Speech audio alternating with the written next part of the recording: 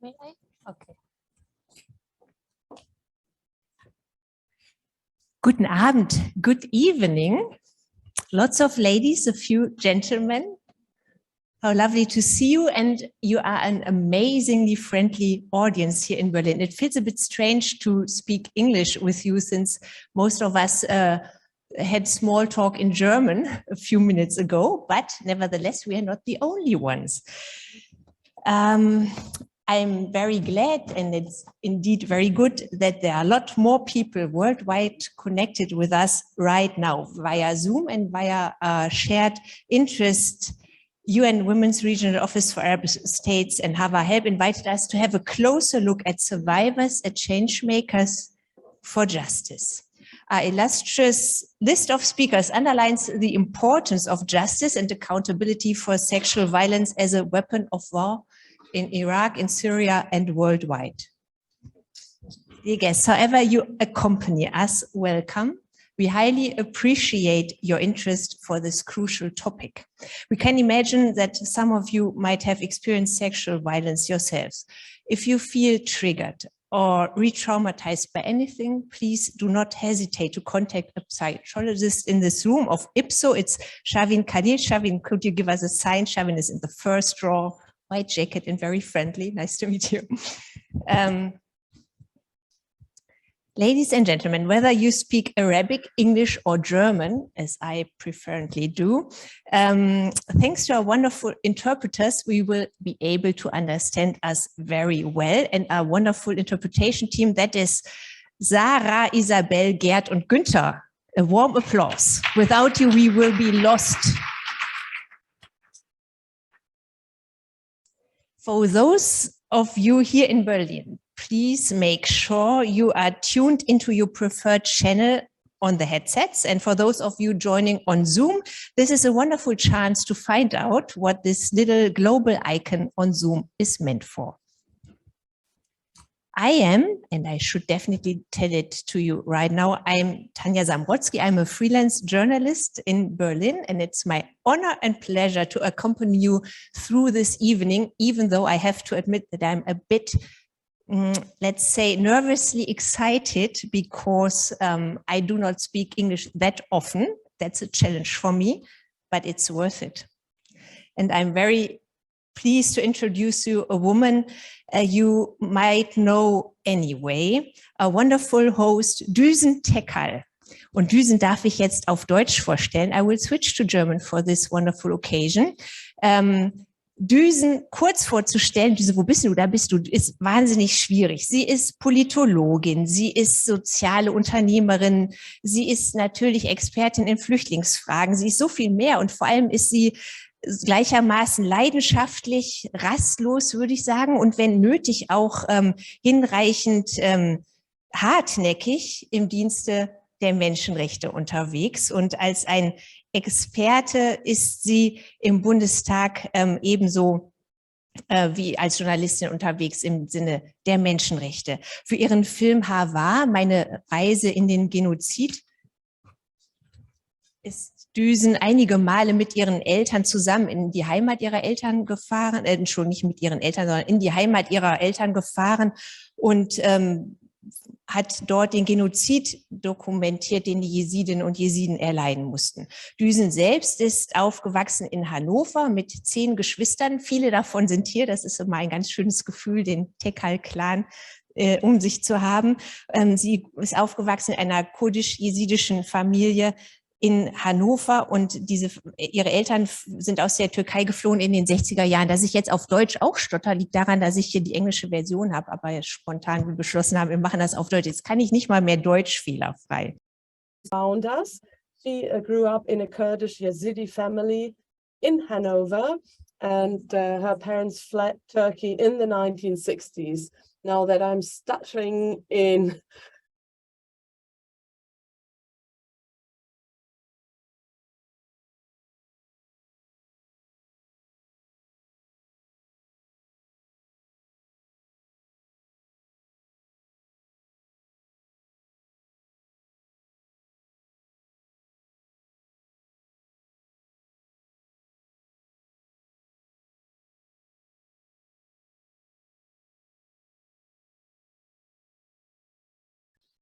Dear Düsen, we're so pleased that we can be here and that you are here, and we're looking forward to your welcoming remarks. Das haben wir jetzt nicht, ne? Could I take that microphone, perhaps? Yes, I can. It seems to be working. I spontaneously decided to not use the lantern, but be more in contact with you.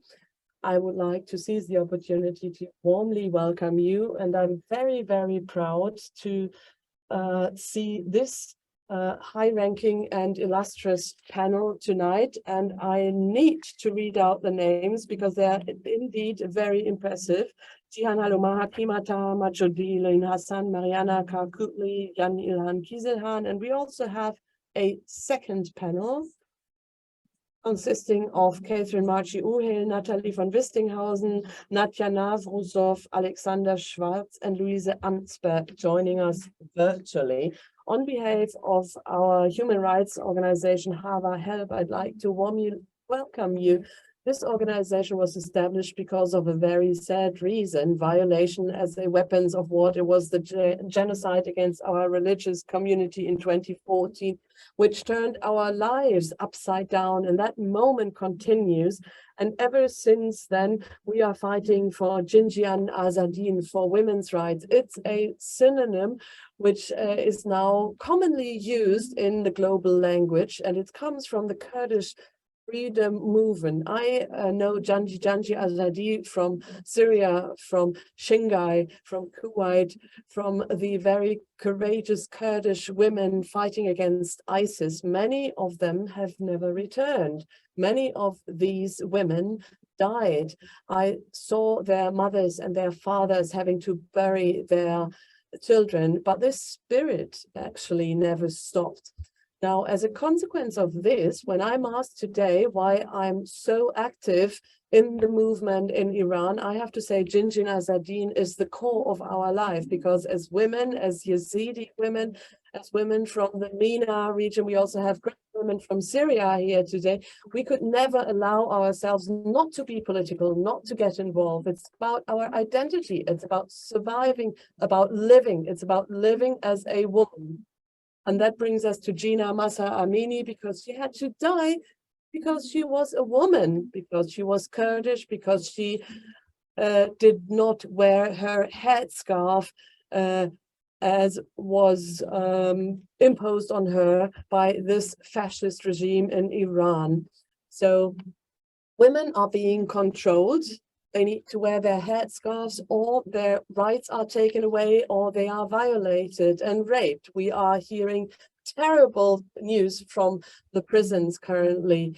We are hearing from women who want to take the pill after having had intercourse. They call their parents. We know from Secret Service officers who say, we'll send back your daughter's pregnant. And we have proof of that. We have proof of a young Iranian girl who's been abused so severely that she was hospitalized, and she had to say she was violated before she came to prison. And even the doctors, male doctors, weren't able to tolerate that, to bear that, and they started talking about this. And this girl then disappeared. Her parents hadn't found her for a long time.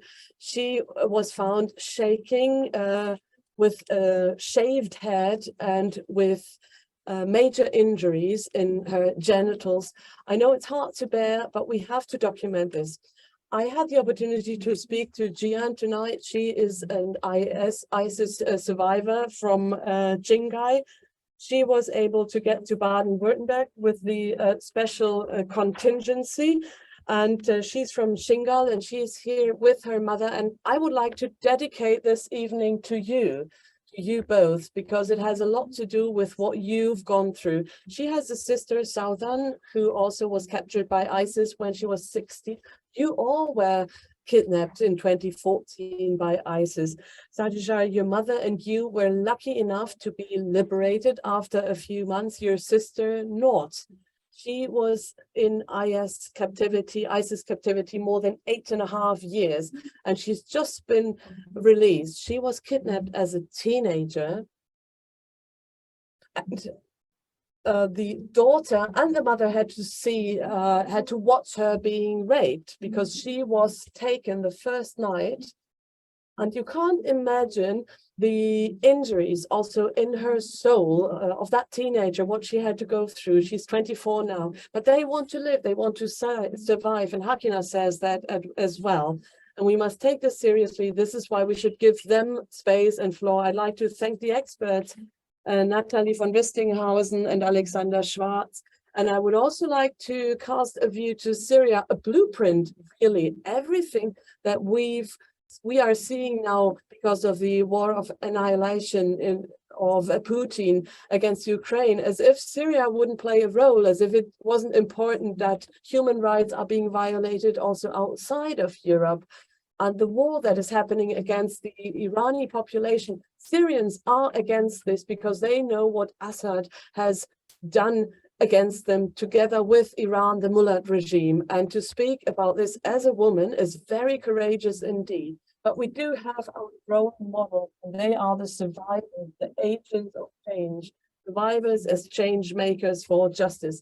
We want more to happen, and in this spirit, I'd like to warmly welcome all of you again, those who are here personally and also on the live stream. And let me promise you, let me pledge that as long as we exist as a human rights organization, we will say Jinjin Azadi, and we're very pleased to be co-organizing this with you and women. Thank you very much, and a warm welcome to you.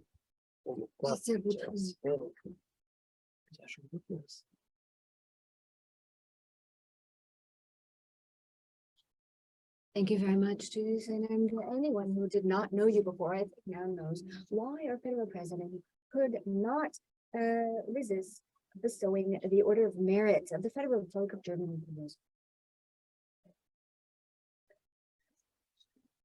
Wir sind in einer sehr luxuriösen Position. Wir haben zwei Gastgeber zur gleichen Zeit und ich freue mich, die Frau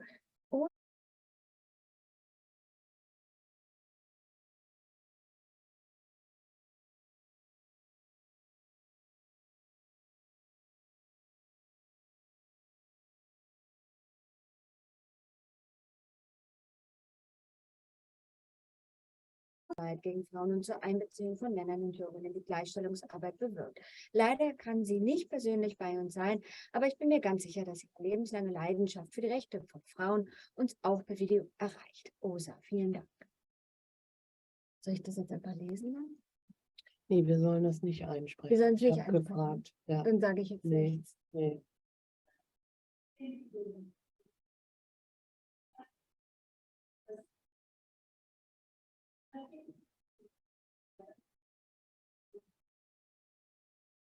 Ehrlich gesagt gar nicht lesen. Gell?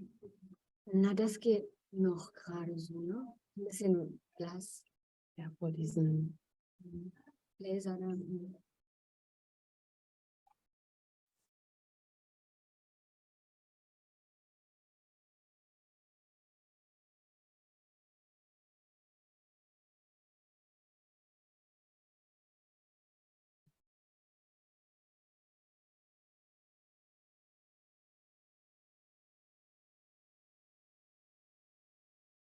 Jetzt noch Englisch, jetzt doch Englisch, doch, die Moderatorin spricht Deutsch. die hat irgendwie sehr viel durcheinander geredet. Ich weiß gar nicht mehr, wann sie was gemacht hat. Aber ich bin ganz froh, dass wir die Moderation noch haben. Ja. Und das fand ich ja jetzt schon mal echt einen heißen Einstieg hier. Das sind ja noch 10 Minuten schon fast.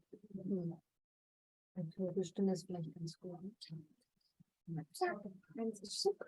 Das machst du jetzt immer schön abschneiden.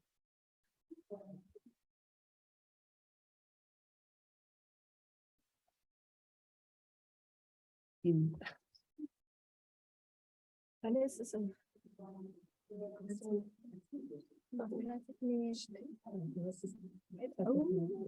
burn it.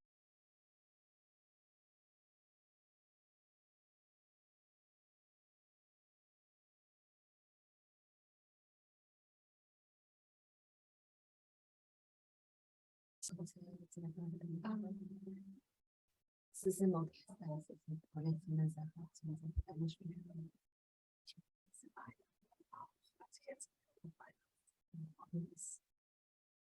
Die nächste Woche ist Adventsbasteln und das in der Klasse. Wir müssen jetzt der Bella hin bei Linda und muss mit denen irgendwelche Bibelwachs dazu basteln.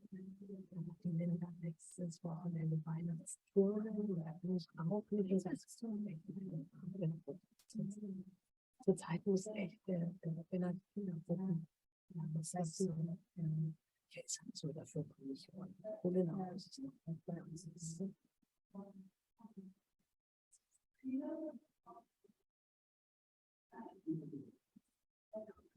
Wenn das jetzt ausgeguckt, ja, der muss ja dann auch mehr so ich habe nicht. Also wir haben das ist ja wirklich schlimm, weil bei denen ist ich auch.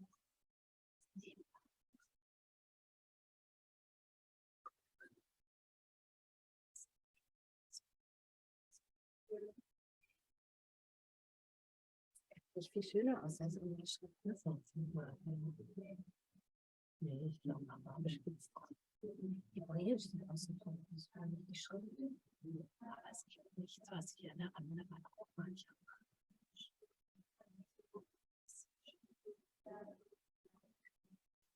Mach mal.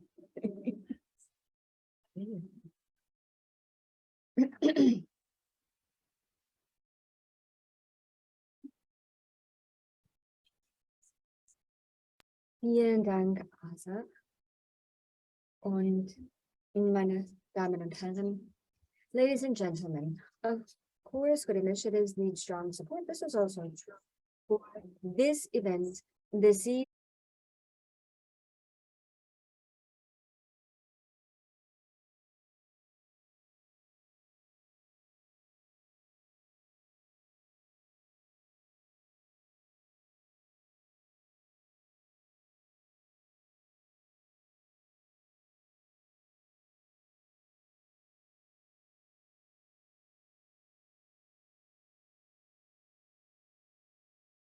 Women in MENA peace processes, and as such is generously funded by the ministry, by the BMZ.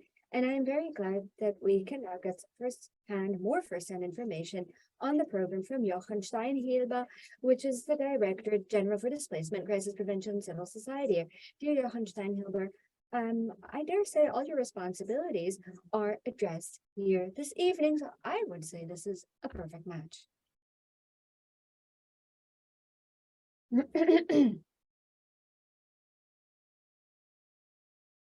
Is this working? Okay, thank you very much.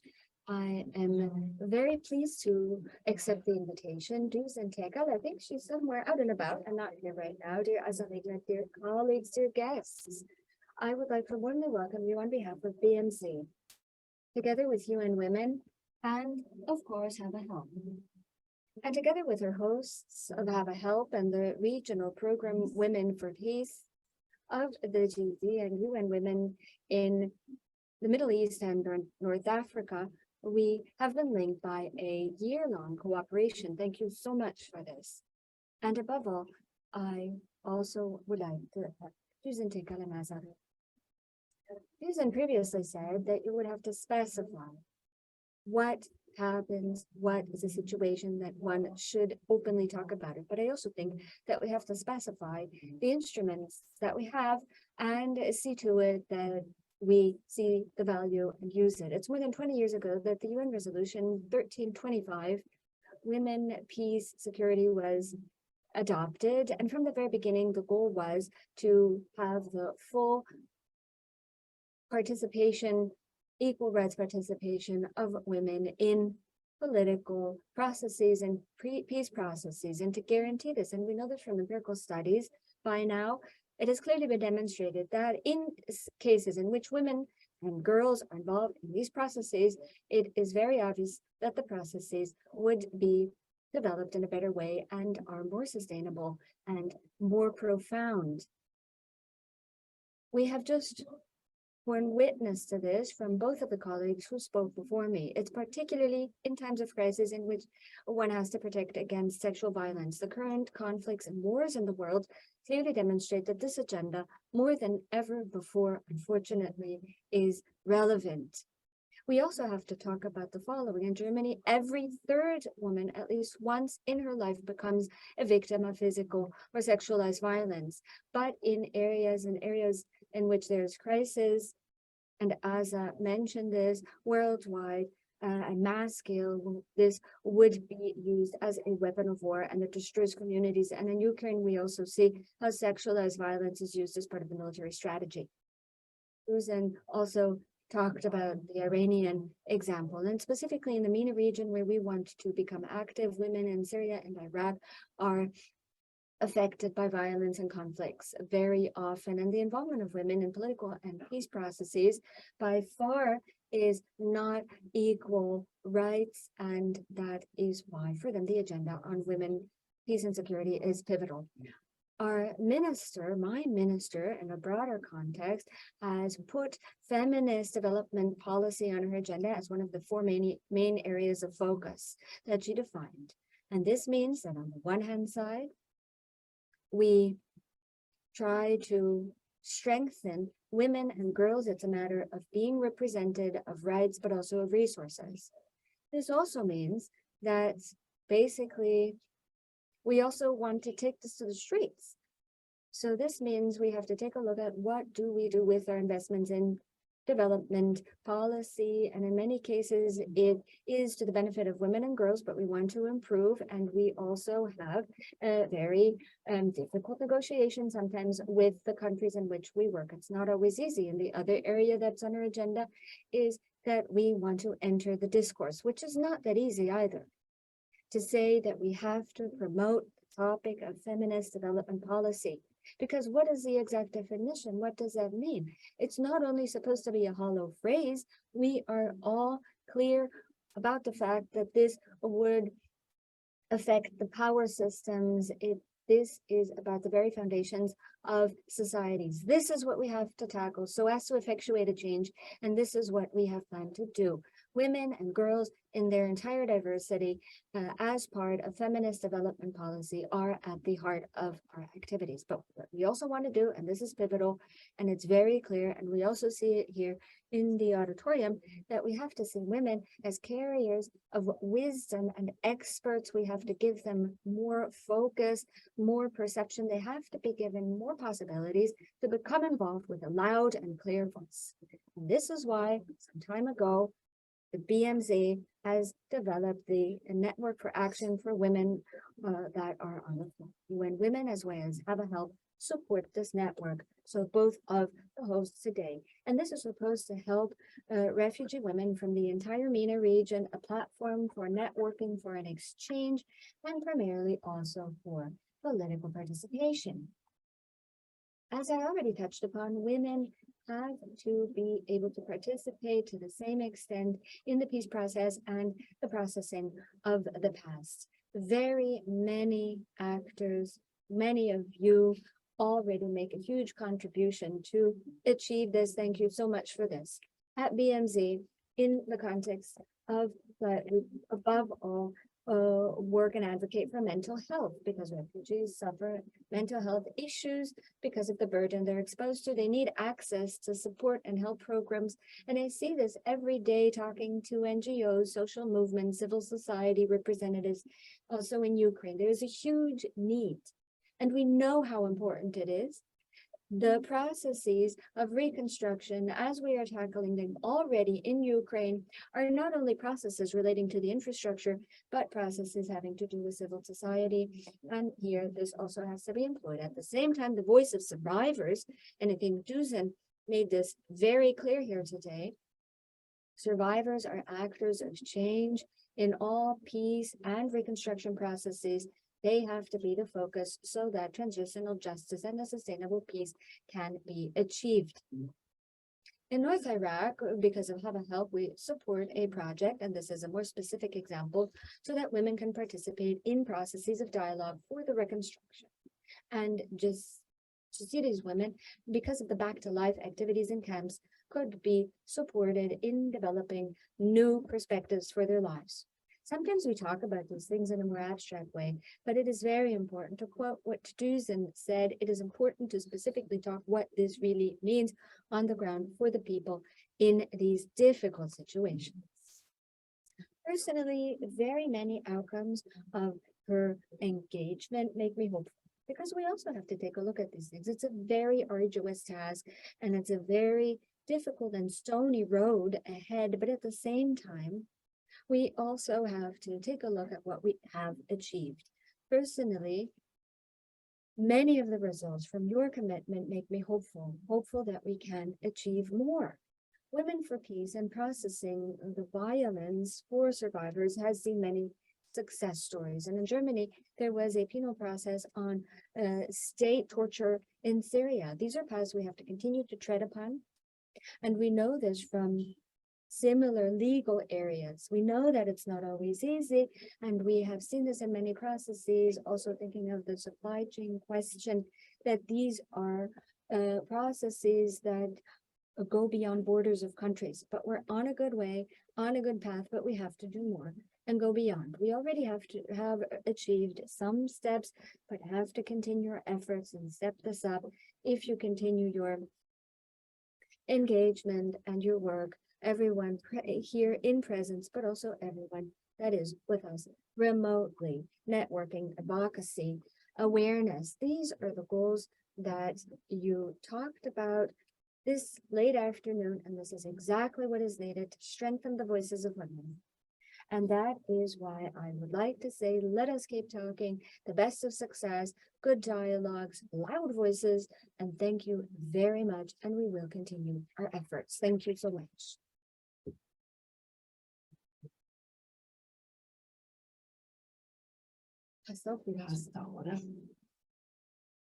Thank you very much, Jochen Steinhilber.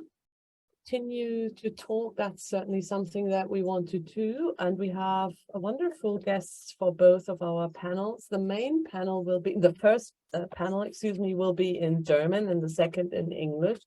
And there will be a short break in between. So I'm very much looking forward to the first round with 5 impressive and wonderful guests.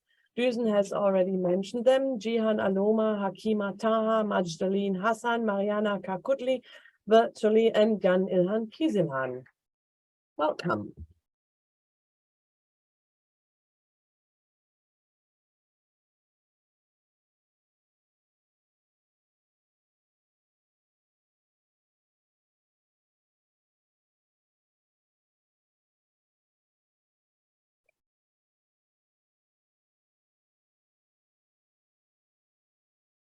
I think I would also need earphones because my Arabic really is not very good.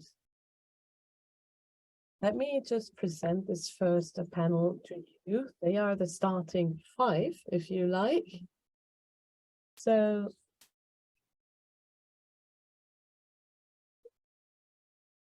we have Jiham Aloma.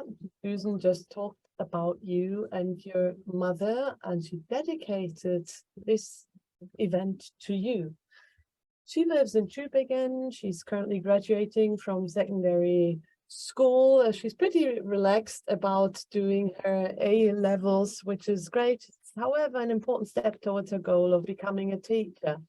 Jihan spent the first 10 years of her life in Sinjar in northern Iraq until the so-called Islamic State kidnapped her together with her mother, several siblings, and held her captive. Now, in January 2016, the Yazidi family was admitted to Baden-Württemberg, the German federal state in the south of Germany, as part of a special quota program.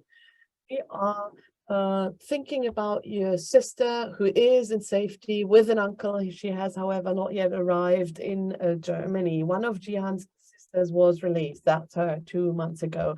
She has written a book about the worst time of her life together with her late friend, Marvin Jihan Balletshofer, same name.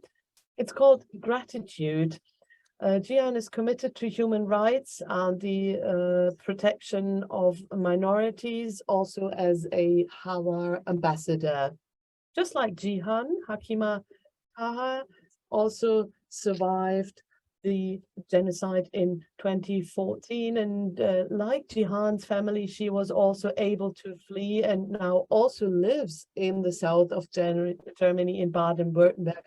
But you are worried about more members of your family who are still missing. Hakima did her A-levels in Baden-Württemberg in the south of Germany, and Germans know that it is more difficult to do the A-levels there than in Berlin, for instance. She graduated, as we know, and now she's training to be a nurse. And I would like to present my neighbor now, Majdouline Hassan, who studied international and diplomatic law in Damascus and has over 20 years of experience as a lawyer. She has been living and working in Vienna for 4 years. Previously, she supported the UN Refugee Agency in Syria and advised victims of domestic violence. She is on the Women's Advisory Board of the UN Special Envoy for Syria, and she's a founding member of the NGO Maratus. She has experienced how fragile human rights are in her family. Both her father and her brother were repeatedly arrested 9 to 10 times, and Majdouline herself cannot return to her home country either. And joining us from New York, I hope that works, we have Mariana Karkutlu. Let's see whether she's already here. Oh no, Mariana is here. Wow, that's surprising. Yeah, all the better though. I'm sorry about that. I'm so nervous about the languages. I'm very sorry about this, but it's really past me. It's so great that you are here. Now, she's a legal investigator at the Center for Justice and Accountability, an American non-profit organization. Ich werde das auf Englisch machen. Oh yeah, Yeah. do so. Cool. Hello, my name is Mariana Kerkutli. I work as a legal investigator. I'm from Syria. I work with an organization that is called حقوقيات, that is based in the UK with the support of the Center for Justice and Accountability. And I studied law in Syria. I didn't practice law, but I was interested in the legal investigations that are currently happening in different European countries and that are related to war crimes and crimes against humanity that happened in Syria. This I have been doing since 2020, and my focus with my colleague Leila is on starvation as a war crime and crime against humanity in siege.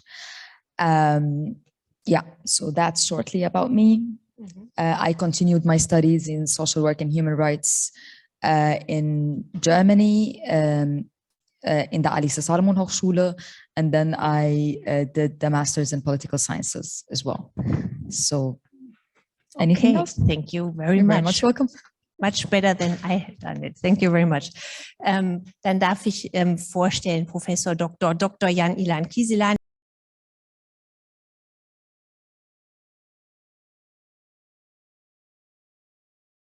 Und ein Masters in soziale Arbeit erreicht. And now I would like to present Professor Dr. Jan Ilan Kieselan. He is a transcultural psychotraumatologist. He combines his studies in Oriental studies and psychology to create an approach that helps traumatized people to lead a self-determined life. This also applies to many of the 1,100 Yazidi women who were able to escape ISIS and were taken in by Baden-Württemberg. He helps them, and he heads corresponding scientific institutes at universities both in Baden-Württemberg and also scientific university institutes at universities in the Kurdistan region in Iraq. He also has the psychosomatic department in Donau-Esching. He himself came to Germany from Turkey with his Kurdish parents. Saddam Hussein's poison gas attacks on the Kurds in 1988 brought him to researching violence. He just wanted to know, why do people do something like that? And later on, he developed a way to strengthen the resilience of traumatized people with his transcultural approach. And now I'm looking forward to come back to something that Osa Regner said. She said, it's time that we replace indifference with action and impunity with justice. So let us start with justice. And I would like to start with you, Hakima. What is justice for you personally? Thank you very much for your question. Can you all hear me all right? A place without violence is sacred. And I would like to start by thanking you for this friendly invitation and for giving abused women from different regions and countries, Iraq, Syria, Iran, Iraq, all over the world, a voice. I am a survivor of the Yazidi genocide of 2014.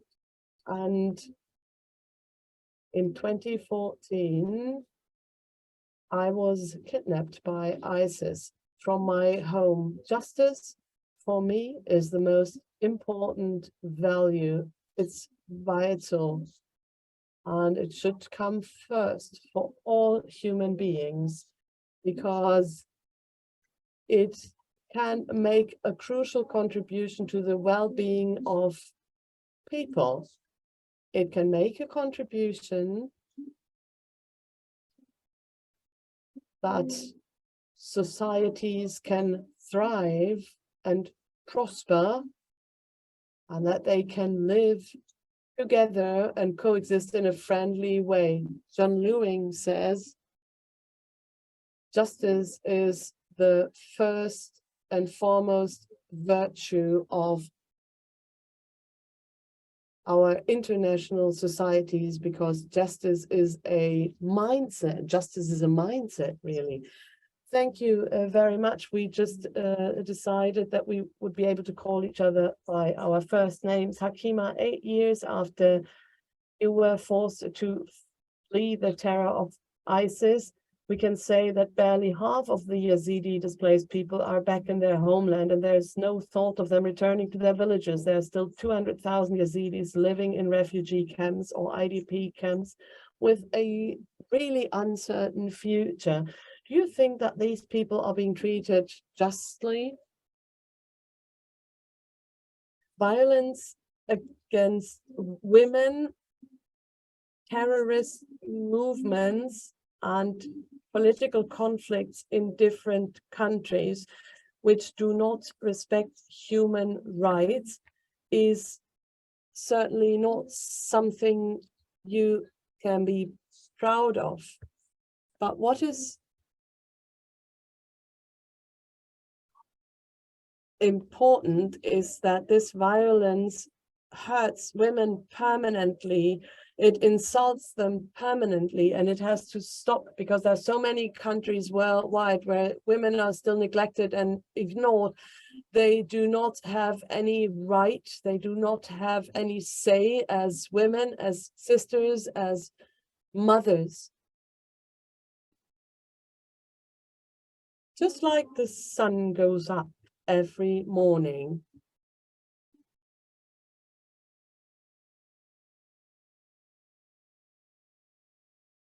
we are seeing that sexual violence against women has turned into a culture. And we must see to it that justice is applied in all areas, especially for women, so that they can have a safe haven without fearing for their lives, without being robbed of their lives. Women are exposed to violence in so many countries, but especially in Iran, Iraq, and Syria. Their mouths are sewn shut, their voices are muffled, and they are not able to voice their opinion, to speak out and to defend their rights. Just like Masha Amini in Iran, when the authorities cold-bloodedly killed her. Kurdish women must not stop to defend their endeavors and rights everywhere. They must work with great efforts to make sure that laws protecting them and their livelihood are being adopted laws that respect their rights and provide them with safe spaces. Kurdish people and women lived under dire straits for many, many years. They had an extremely difficult life and they were exhausted of this. The whole world has to fight for Kurdish women and support them. And I can only repeat myself, any space free of violence around the world is sacred. And women are free of violence. No to violence and yes to women. And we must never stop. Thank you, Hakima. Jihan. I would like to know from you, how does it feel to live in a society that tends to forget people who are in IDP camps in Iraq, who not tend to think of Yazidis in Iraq, who are rather ignorant? How does that feel?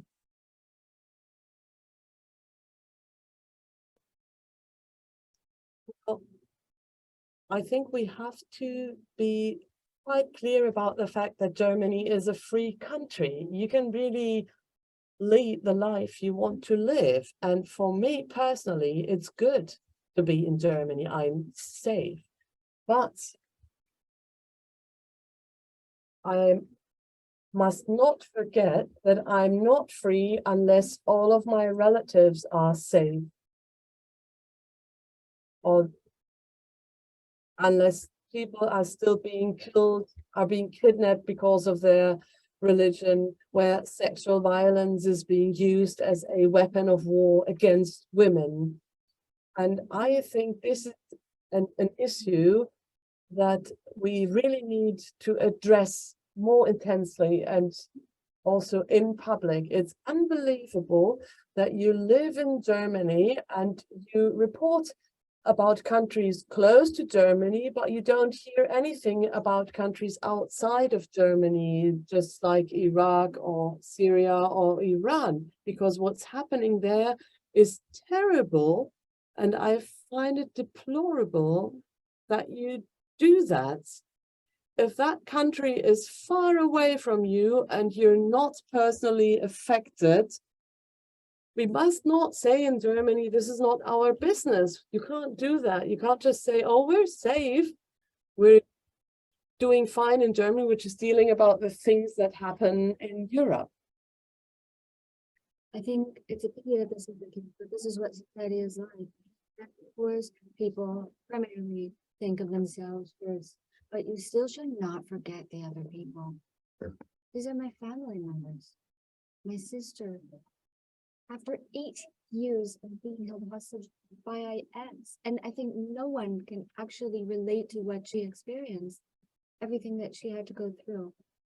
I mean, when she was 16, she was captured by them, and as an adult woman, she was liberated. I still haven't talked about everything she experienced when in captivity because I can imagine what it was.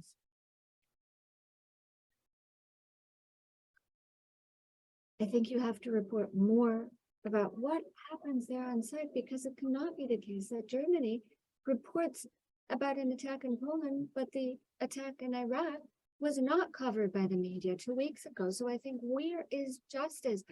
What about treating everyone equally?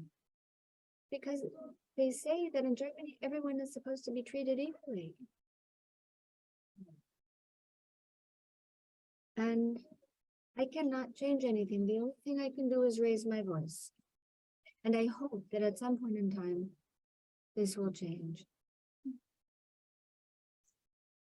Behind you are raising your voice. If you want to continue speaking, then we can do that, because I think it is very impressive that with your story and your book, you go to classes at school to change exactly that, this ignorance that you feel is not good for a society, and which hurts you. And this is something you deal with because you talk about it. You do it here this evening, but you also go to schools and talk to classes. No one may have heard about Yazidis in these classes, but you tell them your story. So what is the feedback you get from these students? Well, since last year, the 3rd of August, I have been going public, and I went to very many places and read from the book very often. Never ever was there a single student that was not interested. So if you talk about this, the students are interested because this is a very important topic. And it is also very interesting in the sense that you can learn something about the religion, and you would also see what it is that happened back then, what happened with the Yazidis. Many students at school don't even know what Yazidis are. They never heard of the religion. And I think it's a real pity that this is not taken serious at school, this topic. And they do not often talk about the current things that happen or things that happened just a couple of years ago. For example, the subject history. What exactly is it? Is history, a class where you tell students about what happened millions of years ago, or should you tell them what is going on right now? Should you update the students at school and teach them something? And that you should tell them what's going on right now. Every time that I have a reading, I leave and I have a good feeling because I know that I taught these students something. And I could tell them about something they will think about and they will not forget this very quickly. Well, in the audience, we have Jochen Steinhebe as a representative of the federal government. Do you have an idea as to how the German government could create more justice for the Yazidis? Well, I first and foremost speak on behalf of my people. I had to witness how people were shot. I have not seen my father in 8 years. I don't even know whether he is alive. And there are so many children which have to grow up without their parents because some people think that we Yazidis worship the devil and are not entitled to be alive because they think we're not Muslims. And what happens to the Yazidis is very terrible and definitely should never be forgotten because it is an important topic. It could affect any religion. Every religion could be affected by this, and it could happen at any point in time. And I think what we can do here in Germany is just inform about this more. 8 years ago, Germany dealt with the topic of Yazidis 1 year ago, and I was also present.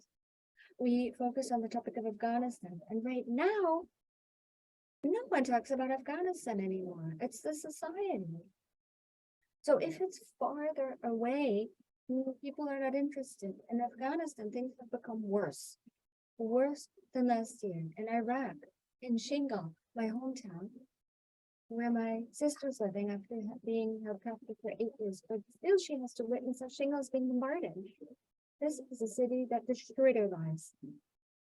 And right now, I hope, and I do everything so that she can come to Germany as quickly as possible because we are a family.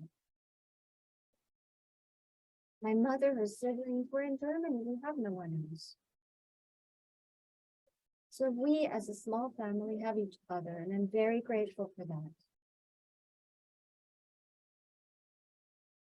And I do think that Germany can do something. I mean, there are reports about it, but not very frequently. For example, I can give one general example, that is, to be honest, there are things that are more important than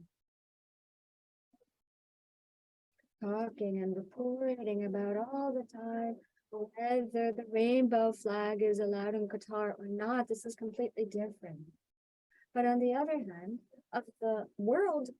are dying, women are raped, and the worst things are happening. And our concern in Germany is whether the rainbow flag is accepted in Qatar or not.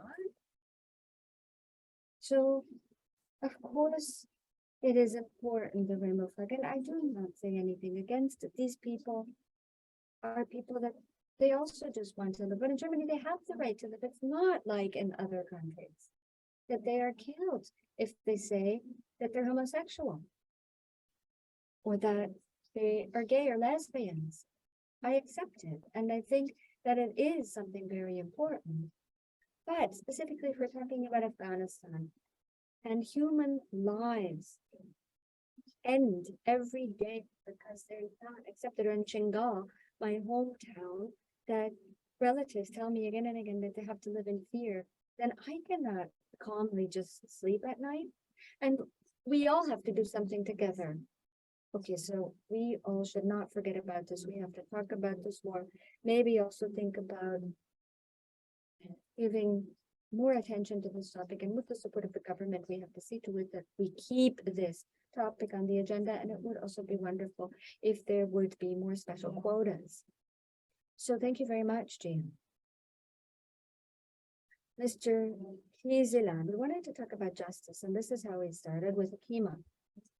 And maybe you can unravel that for us a bit from two sides. First of all, what does it mean for every individual person to have the feeling that they are treated with justice, and what does it mean for society as a whole? Well, thank you very much. First of all, I would like to thank Hakima and Jan, because I've known them for since 2014, 15. I think they were 11 years old when we came, and now she's sitting next to me. And Hakima is also presenting at different events, and it can't be any bigger than that if it's about empowerment, and that they turn into a voice of their people. I cannot describe how proud I am to sit between the two of you witnessing this, and this is what it should be. So in a society which is a patriarch society, this is a shift of paradigm. Now the women are the voices of the old traditional Yazidis of the people. And maybe trauma, genocide, and catastrophes can lead to growth, so that hope is not abandoned. And what can we learn so that this doesn't happen again? How can we see to it that there's no silence on this topic? And going back to your question, if we talk about Yazidis, we talk about 74 genocides according to the narrative. Can you imagine what that means in the last 800 years? That several generations experienced genocide, have never lived in peace, and nonetheless, Hakim and Jian are here today, and they have survived, and that is a phenomenon. And that is a strength that we should not forget, and this strength gives us hope that life continues. On the other hand, of course, if I see children that were in the hands of IS and couldn't talk to their parents, their mother, for months, and then I ask the children why, and they say, well, my mother left me alone and abandoned me. Our children expect us to protect them, that if they're sick, that we're there, and if they're attacked, that we protect them. But the parents cannot do that in view of the terror organization. Last week I was in Iraq. And then the question is, why do people do this? Why are people so evil? That's what I am asked. So they lose trust in people. They don't trust their family. They lose trust in humanity because humanity only inflicted evil on them. So we have to give them this trust back. And we conducted several studies, for example, in Iraq on the topic of justice, with the Harvard Law School in Boston, for example, and we investigated the following question. What is it that the Yazidis want? Do they want money because of their loss? Do they want to have their house back? Because it's a typical tradition of the times of Saddam Hussein. From 1980 to 88, there were thousands of soldiers that he sent to Iran into the war. Everyone who was killed, the family received some money, and this was considered to be the compensation. But what I wondered about is that the Yazidis, the majority of them said, no, what we want is justice. This is not about everyone being killed. or they hang on a noose. And I can understand this as a psychologist. They could hate, but no, they want justice. And justice for Yazidis means recognition. And because we have the representative of the BNZ, and that's why I want to say that we're very grateful to the federal government that hopefully this month, December, in the Bundestag, the German federal parliament, we will be able to adopt the motion on the genocide on the Yazidis. This is accepted. And to show them we're not alone, it's very important. After 800 years, after 74 genocides, the public all of a sudden sees, yes, there are the Yazidis, and this means appreciation of the fact that they exist, their identity. It doesn't mean that they forget their trauma. They will still have to deal with the trauma, and there will be many tears that will be shed. And our empirical studies have demonstrated that the legal processing of justice would encompass the feeling of justice in psychotherapy as part of healing so that they can psychologically become healthy again. Well, you explained what happens to children if they lose trust in their parents, and we could imagine what happens to a society if there are a lot of people that cannot trust each other mutually. Is this a reason for why sexual violence and conflicts would be deliberately used as an effective means of genocide? Because it also carries this dimension? Well, ever since humans have existed and wars, this is used as a weapon. So first of all, it's a phenomenon. Soldiers, after stress, experience sexual satisfaction. Then we have seen in Bosnia that women have been made pregnant, and when they were 8 months pregnant, they brought them to the border, and it was said, you can have your women back. So they humiliate a society. In Ukraine, we also see this. There were several cases because I went to training of colleagues there again and again. Ukraine right now is trying to not disclose this so that it doesn't become public, so that they do not want to demotivate society. They are in war, and during a war, these topics should not be publicly discussed. They do record these cases now, and colleagues who live also treat the women there. But in the Yazidis, it was a different phenomena that was new on top of that. It was not only about humiliation of the society, it was not only about sexualized violence. They said, if we rape Yazidi women, they then automatically will turn into Muslims, because then this means they convert to Islam. This is a method. It was seen as a method to convert young women, young Muslim women. And these are documents that we have, and I see people there every day. They say that Muslim women of IS fighters helped to rape the Yazidi woman, and then they say, okay, now you can relax because now you're part of us, you belong to us. So there are different phenomena that are used to humiliate the society, to take away their honor, to pacify them, and at the same time it was a destruction. What they tried to do, if we're talking about justice and genocide, they tried to systematically rape Yazidi women to destroy this group. Thank you very much, Young. Thank you. First of all, I'm very honored to be with all of you today on this panel, and also with Majdoulin. Really, thank you very much for the invitation. And I'm also very glad to be learning a lot of new things also from you and what you're saying. So thank you. I would just echo what has been said already from Jihan, from Haki, and from the doctor with regard to the sexual violence and the systematic act of the violence itself. So basically, I would start by saying that the work that I've been doing with my colleagues since 2020 has been building up cases that are related to war crimes and crimes against humanity that happened particularly within siege in the time of starvation. So when the civilian population faced collective punishment by the Syrian regime in a certain area in Syria, where within that area there was no food entering, there was no medicine entering, and beginning from the investigation itself, we decided to not make a gender analysis of the case afterwards, after the case is built, but rather to build the case in itself while having a gendered investigative focus in place. That's because looking at such crimes that happen in these areas needs to an understanding of the context of the crimes that happen. Crimes against women and sexual violence against women and gender-based violence against women does not happen in wars all of a sudden. They are systematic. They happen way before war take place, or the violence take place within a context of war. It happens within systematic legal means that discriminate against women. Even before that, it happens within the culture itself that discriminates against women. And then when the war context happens and the crimes take place, they're only a continuation of the violence that was occurring even before that happened. While looking at starvation in siege, we realized that, for example, the crime of starvation affects women, particularly when women who are pregnant cannot continue their pregnancy within the time that they are starved because of the lack of food and the lack of medicine that they need in order for them to continue a normal pregnancy, and they don't have the child anymore.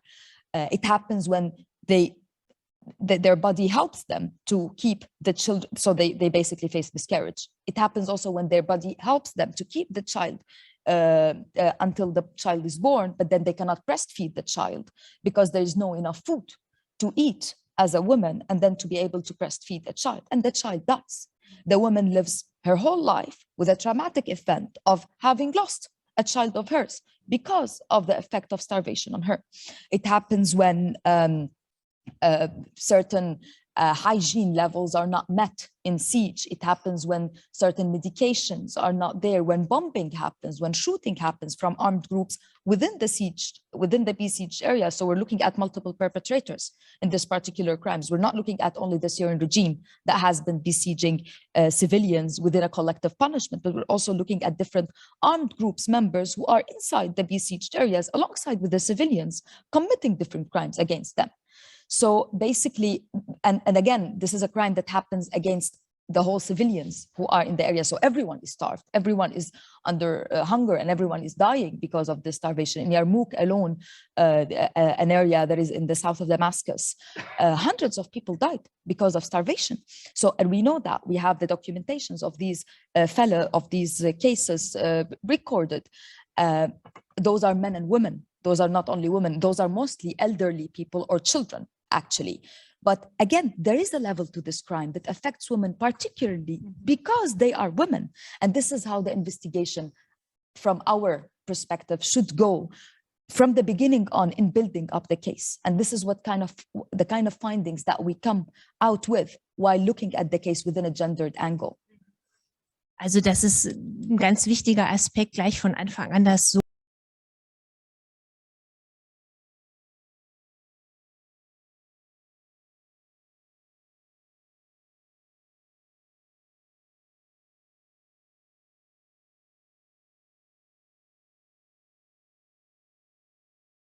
look at the gender-based perspective from the very beginning when you build your case. Certainly. Thank you. Thank you very much.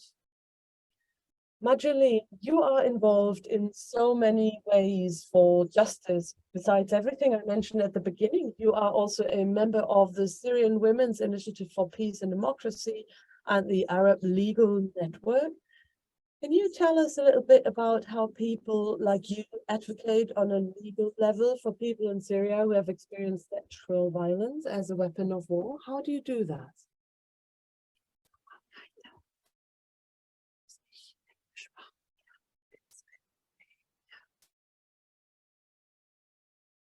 Thank you. I will be speaking Arabic.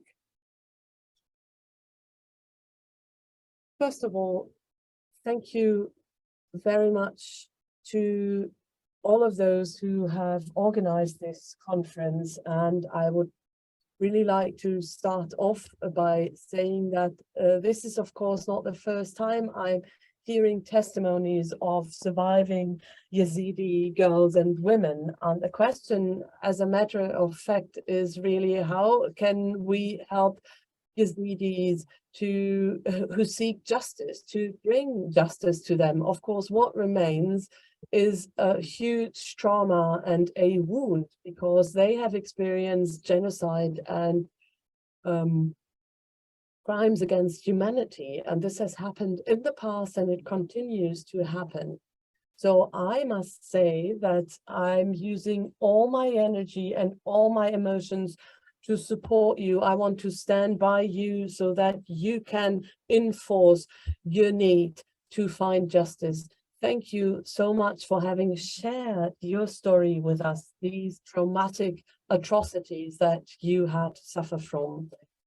Now, you're asking me about Syrian women, which is also very terrible. Now, when we look at the judicial part, then before 2011, women had already been discriminated against by law.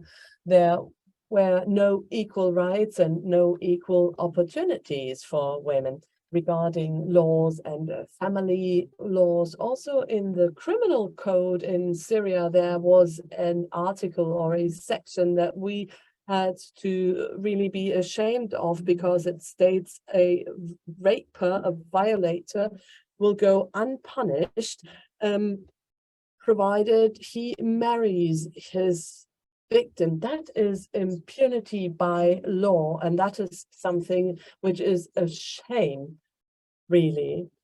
And then we have the so-called honor killings or honor crimes, which actually mean that men have the right to be violent against their women if they have the feeling that they didn't behave properly. It simply justifies abuse against women. And then on top of all that, we have the war in Syria. We have the economic situation, which is dramatic in Syria. We have a huge economic crisis, and women are still being discriminated against. And also in the places where they seek refuge. When women have to live in refugee camps, they're also exploited sexually and abused sexually, and they also have to suffer from terrible things, including sexual harassment and rape in prison. And there are other prisons that are not controlled and managed by the Syrian regimes, where women are also suffering dramatically from torture, from abuse. And that, of course, is a violation of human dignity. And we must not keep silent about this. Everyone talks about the suffering of women in the areas controlled by the regime, the prisons controlled by the regime. And of course, that's very important, because we're also talking about crimes here, but we must not forget that women elsewhere in other camps and centers of detention are also suffering from attacks by armed groups and even ISIS, who has seen, if you allow me to put it that way, their best days in Syria. They're on the decline, but nevertheless, there are no laws protecting women, bringing justice to women in Syria. The entire structure discriminates against women. We're speaking about an utterly conservative society, including religious practices, which are actually turning out against women. And I can speak of experience. Any woman who would go to court because she's been raped will not see justice, even if she tries to bring her case to trial. And I can only sleep calmly again at night when societal structures change in Syria. and when the laws that exist are really being applied. And that only works in democracies and not in these tyrannic systems. You now told us about the situation in Syria. I would like to know, what do you do in order to strengthen minorities in their fight against sexual violence as a weapon of war? What are you doing in your work? Aber nett, dass Sie für mich verhalten.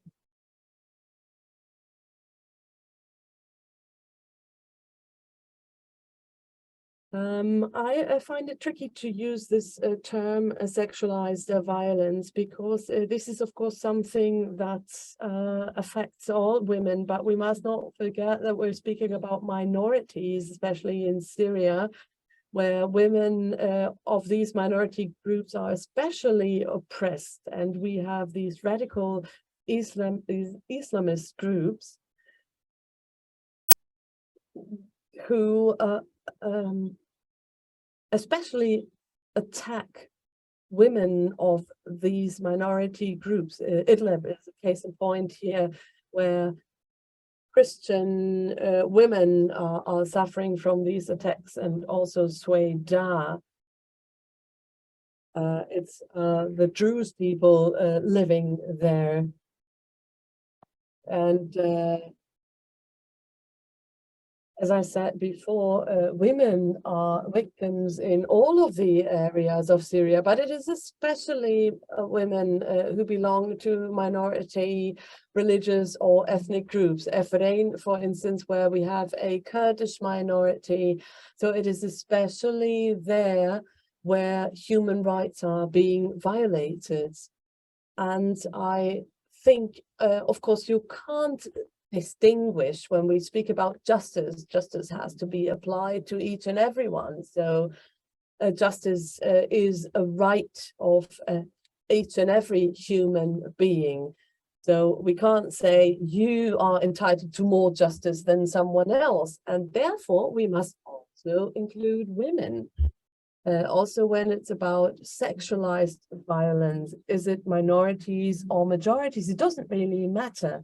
So therefore, we should focus on the crime as such, on the perpetrators, and we must support the victims in any possible way and in every possible way. And we must also focus on those who perpetrate those crimes, make them accountable, and bring them to justice. And that includes all parts of Syria. These crimes against human rights happen everywhere. It's become exacerbated after 2011, especially when we look at the general freedoms that continues. This is constantly being violated, and we still have the same violations against the most fundamental human rights, and we need comprehensive investigation. And this is something that we will continue to talk in detail in a second. Hanno, thank you very much, Marceline. You guys, I am very happy to take your questions. And at the same time, I would like to ask someone to maybe hand me the und das gibt mir die Möglichkeit, dass über Zoom von unseren Zuhörern auch Fragen geschickt werden können, und zwar in den Chats. And here in the room, we can just raise their hand and use a microphone.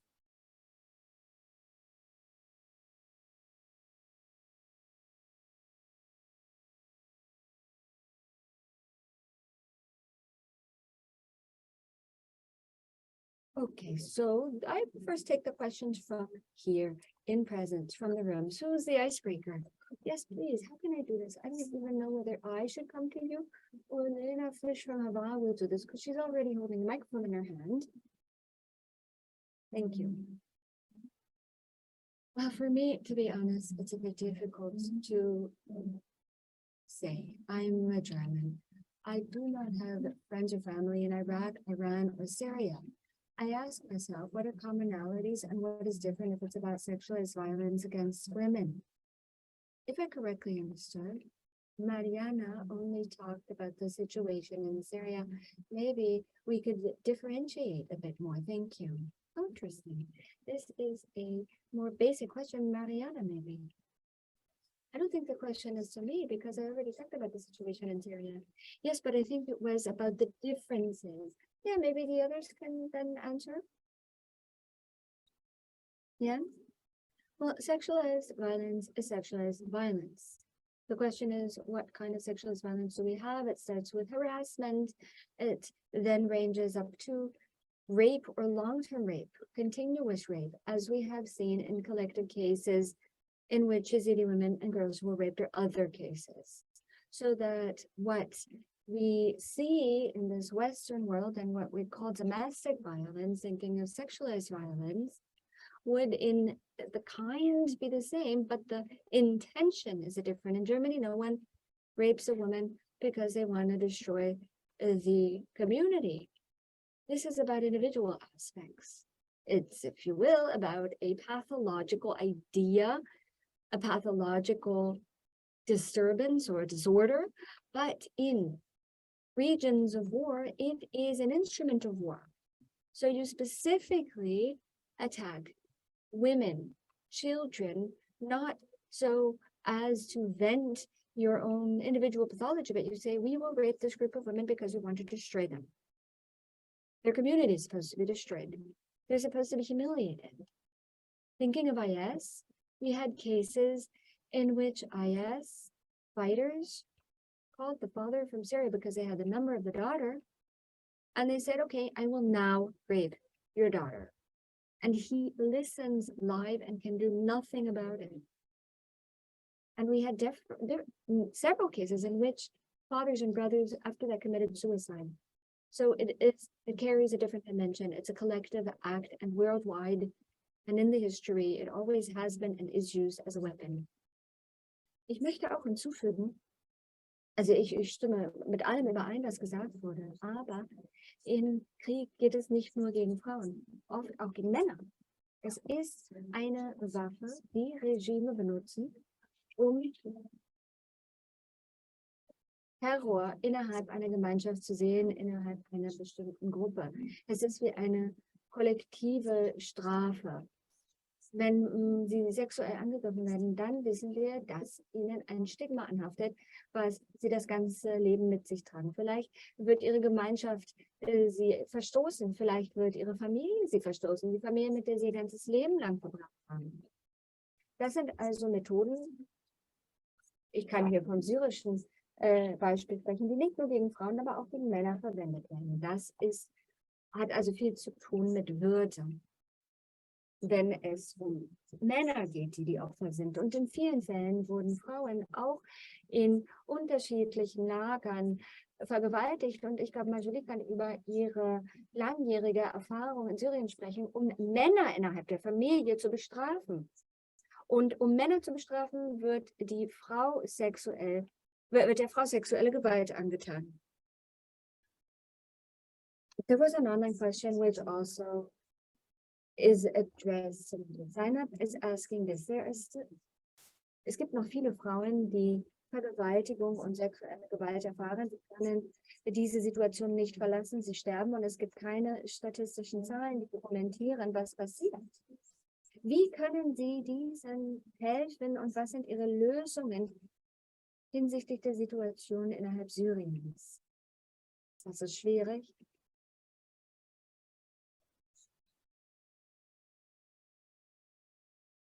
In Syria, up to date, there is no legislation to cover domestic violence. So you can be exposed to domestic violence, you can experience domestic violence, but there's no law to punish this. So even rape within a marriage is not prohibited by law. And that is why the women have to resort to the penal law. And this is a general law. So this is only about law in general, but it is not about rape. And the Syrian legislation unfortunately rewards the rapist. The legal situation is not anything that is to the benefit of the women in Syria. They are hostile to women. The legislation, and that is why the women have to join forces and at least demand that these laws would be amended and that violence against women has to be investigated, and you do not just keep it taboo. If you talk about this in Syria, it is like destroying the family. It has been put under such a taboo, and this is the prevalent culture, and that is why the women have to change the culture. They have to join forces so that laws like this will be changed. Legislation has to be adopted that punishes violence against women, but there are no legal possibilities to aid women and help women in this situation. There are women's shelters, but these are outside of the legal scope. This is something privately organized, but there are very few, and there really is not enough protection, social protection for women in Syria. The women cannot say we have been raped. If they do, they turn into a victim again. It is very rarely the case that a woman would say, I have been raped, because it would be a disgrace for the family. Dankeschön. Every word you said underlines the importance of accountability, isn't it, Mariana? Absolutely, and also everything that has been said before in regard to justice and regard to acknowledgement of what happened, and that I think is very important.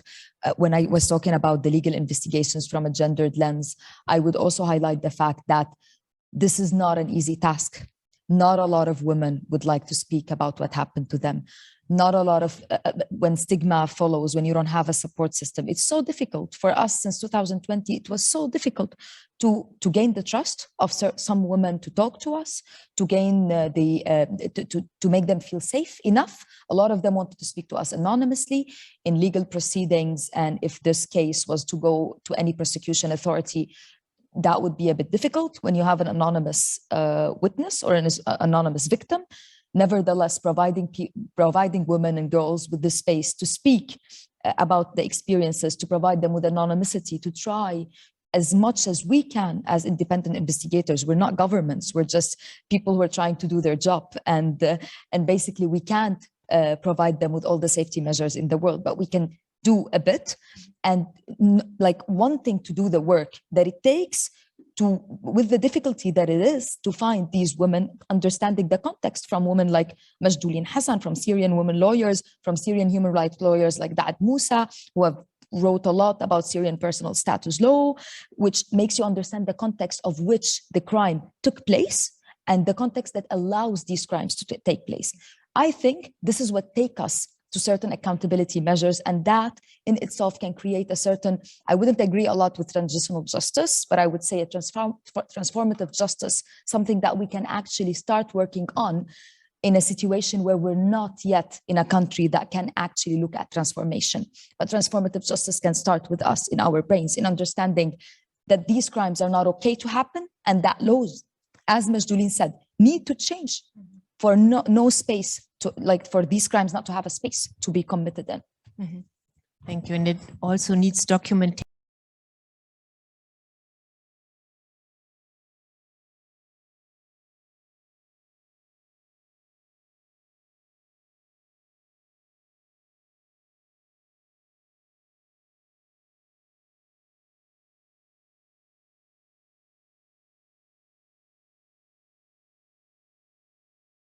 Und dafür zur Rechenschaft gezogen werden. There is a question from the public. Can you, from the audience, can you hear me? Yes. So from the perpetrator perspective, are there no means to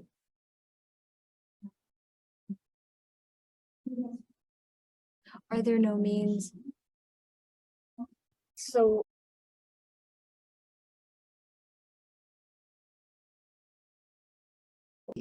traditional societies, and how can they look people in the eyes once they can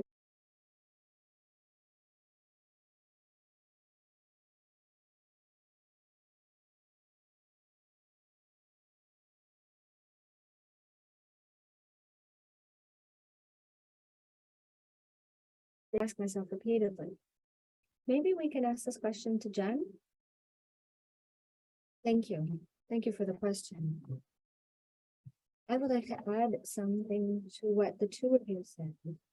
Before we actually talk about justice, the women have to be capable of removing the taboo, and the society has to give them the possibility and give them the space to talk about it. We currently have two specific cases in Iraq.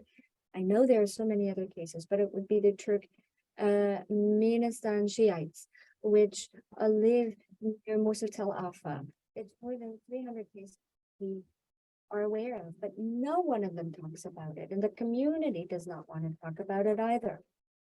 And that is why it is difficult to process this legally, and also our social support is difficult for them, for us to enter this group.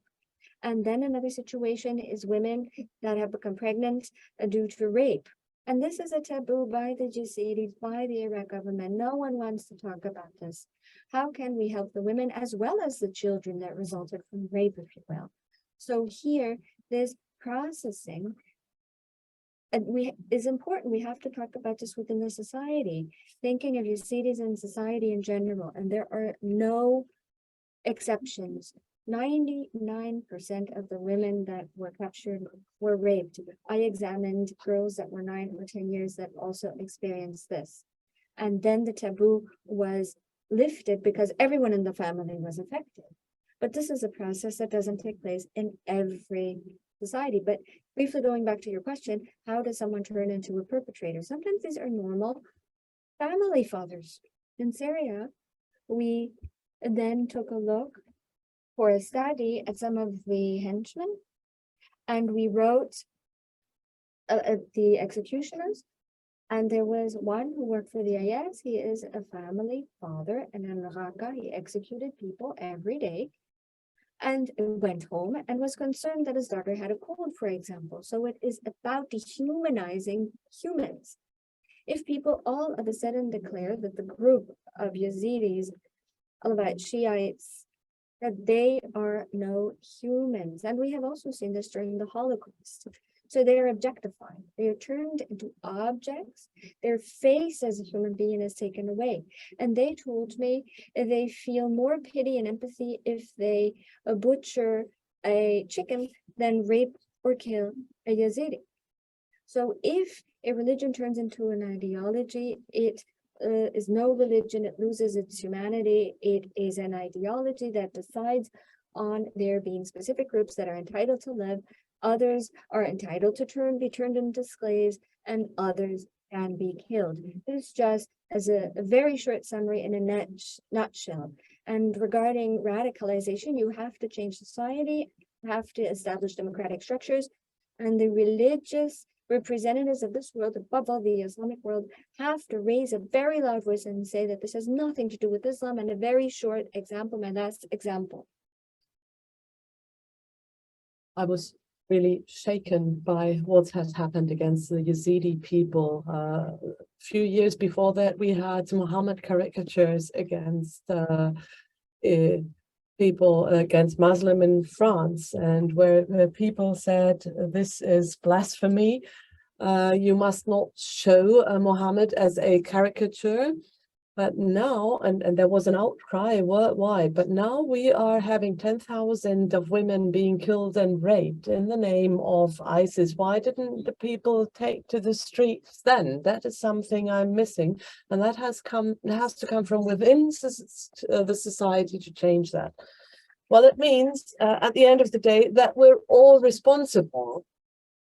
Thank you very much. I would like to have a very short final round. No time? Katja Riemann has a question, and there are 2 more questions. Okay, let's have the questions from the audience. And can we just go on for a little longer? No, we can't. So let's just try to be brave. You have the microphone and you can ask a question. I'm Shilan Kutpur. You want me to stand up?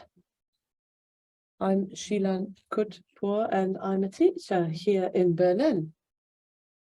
And I felt very connected to you when you spoke here, and it is true. Quite a few distinctions are being made. I'm now observing this with regard to the Iranian Revolution. I've seen welcome classes, so-called welcome classes of refugee kids coming to our school. And I have seen how differently kids from Iran or other countries from the MENA region were welcomed compared to Ukrainian kids. And I must admit that there was a big difference. Now, during the Iranian Revolution, I myself asked myself, how can it be that this is not being critically appraised in our educational system? And with regard to Ukraine, didactic material was made available to us. We spoke about this amongst or during the teacher conference. And I asked myself, why is this so? And I think the press and the media has a role to play, and the way they report about these different crises. And why don't they report about it? I think because a lot of information is missing, is lacking, and there are many things we're not aware of, and therefore it's very important to build bridges, to have a dialogue with people, and not just say, we are here and you are there. That's not going to lead to a dialogue, especially in the Kurdish regions in Iran. Women are being raped again. And that was the case in 1979 as well, where they sent out boxes of pralines and sweets to families with a note, congratulations, we just married your daughter. And this once again points to the fact that also men here have to be punished. Katja Riemann ist da. Hast du das gesehen? Katja Riemann, you have the floor. Thank you very much for this very interesting discussion. I have a question to you, Dr. Jan Kieselhahn. You said that an entire society speaks up because a taboo is lifted out of the sheer amount of girls and women having been raped. You spoke about 99%. Now, all of these women are severely traumatized. Now, you are a traumatologist. How can you live with a trauma? Can you live with a trauma? Out of your experience, what can you tell us about your work with Kurdish women and Yazidi women in Iraq?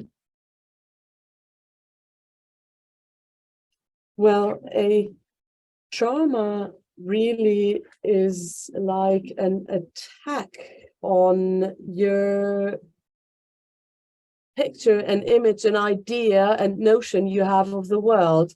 And then your neurons in your brain are constantly being attacked. You're under tension for 24 hours, nightmares, flashbacks, panic attacks, insomnia. You have to cry all of the time. People lose their consciousness. People are suicidal because your memory just sticks to that very moment, and that repeats each and every day. So we from a psychological support point of view, and you went to Iraq with us with psychotherapy, we, as a matter of fact, try to understand what has happened, to accept what has happened, and to try to live with that. It's part of your life, and they are, with certain treatment techniques, learning to live with that. We want to reduce the number of attacks on the brain's neurons so that women and girls learn how to live with this. We can treat traumas if they have a favorable environment. It's easier in Germany. It's more difficult in Syria and Iraq because they're still entangled in armed conflicts and war, and it's all the more difficult to survive there. So Jan, instead of having a final route, perhaps we can translate that briefly into practice. that would be great. We have two women here, two wonderful women who worked with you. We spoke about trauma therapy, but perhaps Hakima, you can let us know what helps you to live with this. Can you accept your past? What's important to me is that all the people have equal rights. And what I would really wish for is that those who've been living in the camps for since 2018 gets help.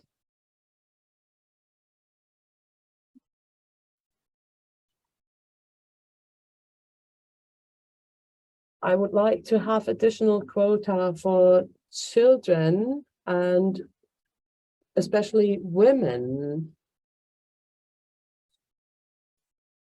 We as refugees had to flee our home country. We're still doing that. And for adults, there are no job opportunities. Kids can't go to school. How do they want to build their future if they can't even learn something? And they want to go to school. Women and men don't have the opportunity to work. That's not right. Since 2014 to this day,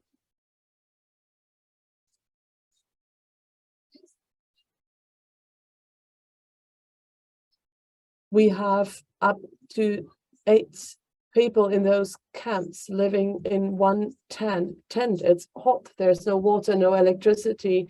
The situation is terrible. There are so many challenges and problems that they have to tackle. So it's extremely important that they get help.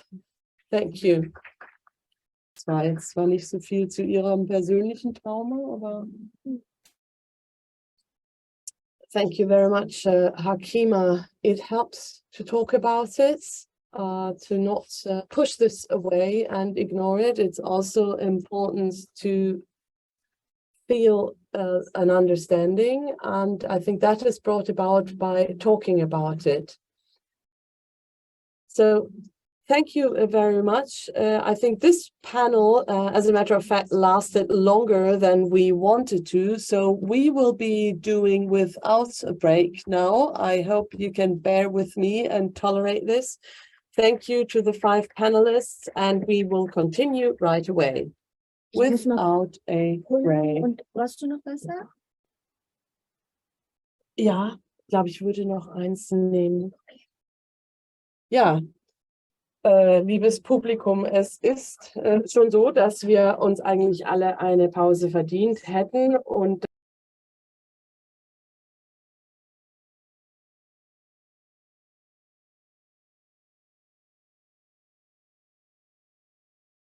ein bisschen zu überziehen. Ich gehe jetzt mal ganz kurz runter und nehme meine anderen Karten zur Hand, bin dann in 15 Sekunden wieder da.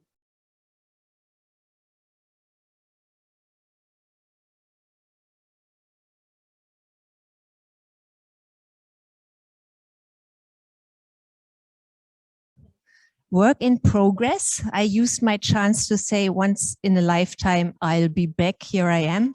And as you can see, everything is different than we planned it to be. Well, that was a short break, ladies and gentlemen, wasn't it? Nevertheless, I look forward to another fruitful panel with our international legal experts on CRSV, accountability and human rights, mainly in the MENA region. And please welcome with me Catherine Marchi-Uell, Nathalie von Wistinghausen, Nadja Navrusov und Alexander Schwarz. Herzlich willkommen.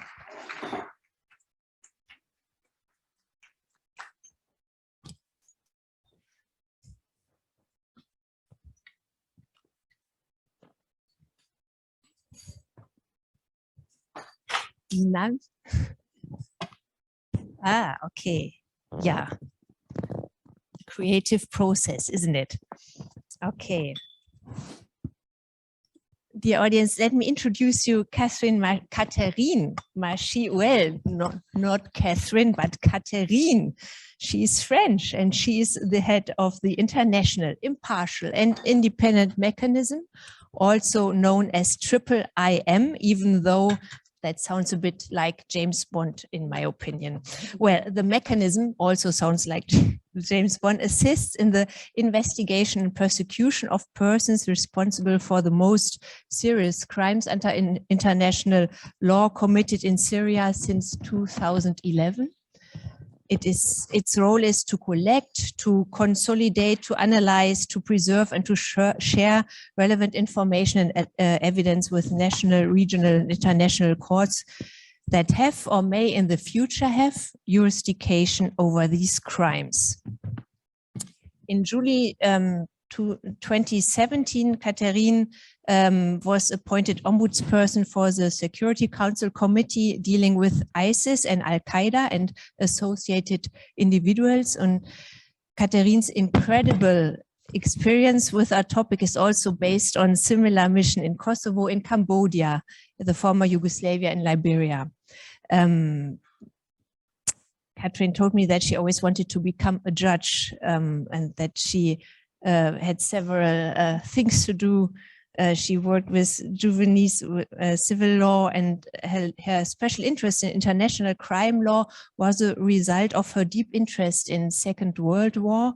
And that's why she decided to switch to that topic during the war in former Yugoslavia.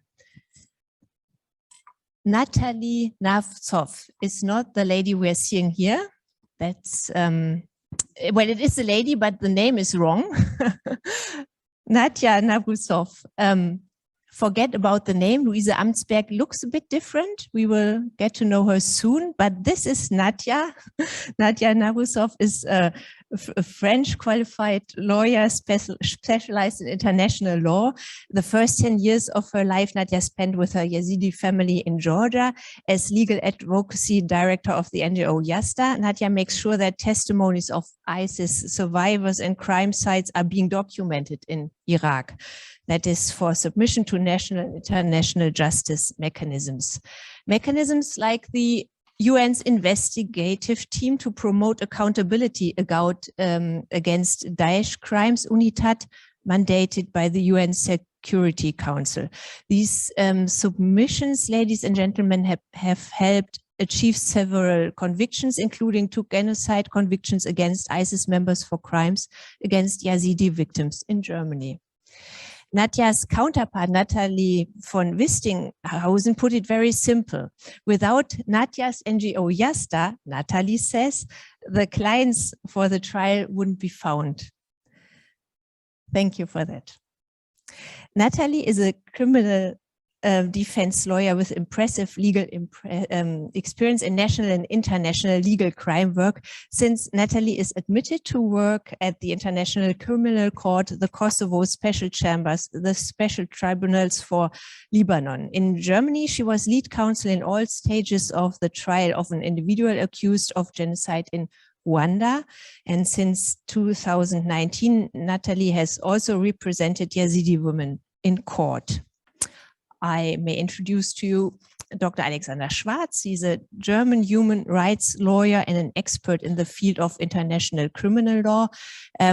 He contributed to the development of intern criminal justice under universal jurisdiction in Germany with a focus on sexual and gender-based violence. Currently, he advises the Tunisian government on international criminal justice, transitional justice, and human rights. And Alexander decided to study law because of its huge impact on change. Yeah, and here we see Luise Amtsberg, our guest from the federal government.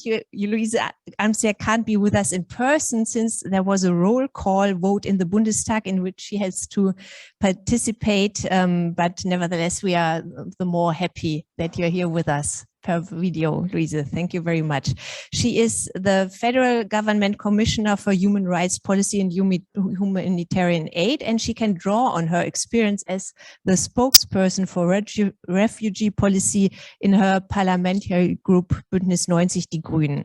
Louise studied Islamic studies, politics, and Protestant theology.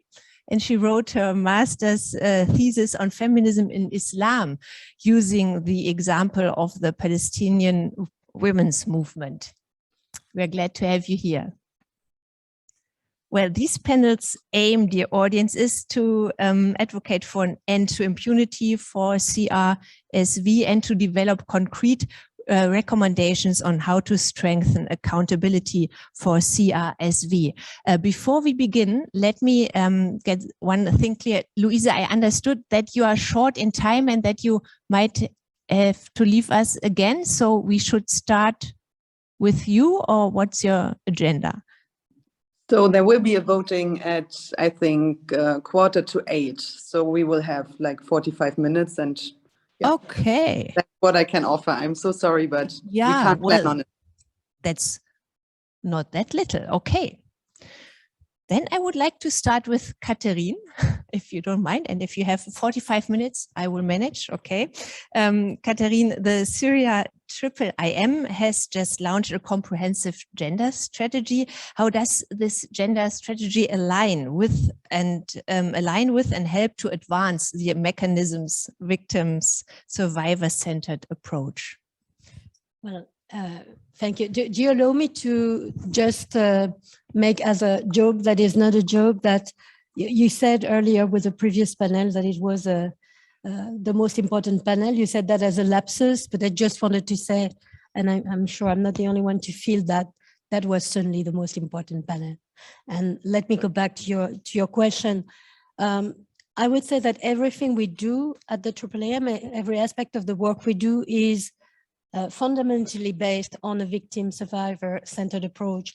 And what it means is really to try to promote and to facilitate inclusive justice.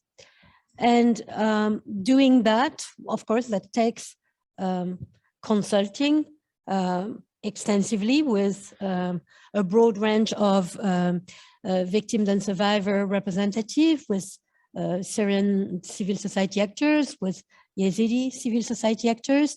It takes also effort to understand what are their perspective, what are their experience, what kind of barriers they face when they want to access justice. But it also takes time to see how you can integrate that in your work. It's not enough to have those consultations. We know by experience that without having dedicated strategy, it's going to be very difficult to go from that understanding into informing the work that you do. So the gender strategy is one of those strategies that we have developed that's the most advanced. We have not only developed it, we have tested it, we have implemented it for already more than a year. And it was publicly launched indeed earlier this year in October. But we also develop strategies to deal with the specific crimes and harms that are inflicted on children and youth, as well as to support broader justice objectives, and in particular, the situation of missing persons, just to give an example of that. You spoke of the importance. What should victims, survivors of conflict-related sexual violence should know about the gender strategy? Do they have to know about that? Well, I'd like to maybe insist on 4 aspects of it. There are many more, but we have limited time. And maybe the first thing I think which is helpful to know is that we want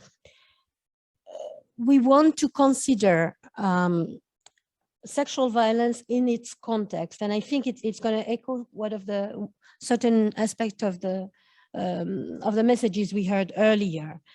Considering sexual violence and other gender-based violence in isolation, we think can really jeopardize the objective of achieving inclusive justice. If you look at specific crimes in isolation, you risk really missing the fact that they form part of a broader discriminatory system, for instance, or that they form part of a broader destructive campaign against a particular group. We heard that. So looking at gender and sexual violence as part of this system is really an important aspect. And must say, I am very encouraged to see that what the German courts have done in the recent past has been leading to convictions which are not just looking at, for instance, rape or sexual violence in isolation, but have looked at enslavement, religious and gender-based persecution, and also genocide, including those aspects, not in isolation, but in context. The second thing I would like to say is that we've also approached sexual violence as a gendered crime. Of course, sexual violence, violent crimes can be inflicted regardless of gender, but most of the time it is part of a gender prejudice. And I'd like to share with you something that we heard during one of the consultation of civil society actors that I mentioned earlier. One of our civil society partners said, the first question Syrian former female detainees are asked is whether they have been subjected to sexual violence. And this is even coming and that puts them at risk in a way, at risk of stigma in their own communities, in their families, but even from fellow former detainees who don't want people to think that they may have been violated themselves, because one statement is going to imply another and condemn the others. And I think we need to keep that in mind. This is an aspect of this of this gender strategy. The third element I want to stress is the fact that we in our understanding, gender-based violence is not synonymous of sexual violence. And again, sharing with you some of the things we heard in our consultation, we have heard victims and survivors pleading for us to also look at other gendered aspects of the harm that they went through during the armed conflict. And of course, we prioritize the inclusion of sexual violence as a core crime in our work, but we also don't want to miss these other arms and these other forms of discrimination which are confronting women and girls or people with specific sexual orientation, for instance. And the last thing I want to say is something which will echo again what we've heard earlier. I think we need to be, we are aware of the barriers that victims and survivors are facing. And we also want to address those. But that's not something that any of us, I think it was Mariana saying, we are doing a little bit. I think each of us have to do a little bit. The governments can do also quite a bit. And just quoting them again, these barriers, we hear about the stigma, we hear about the lack of adequate shelters for survivors of gender-based violence in Syria and elsewhere.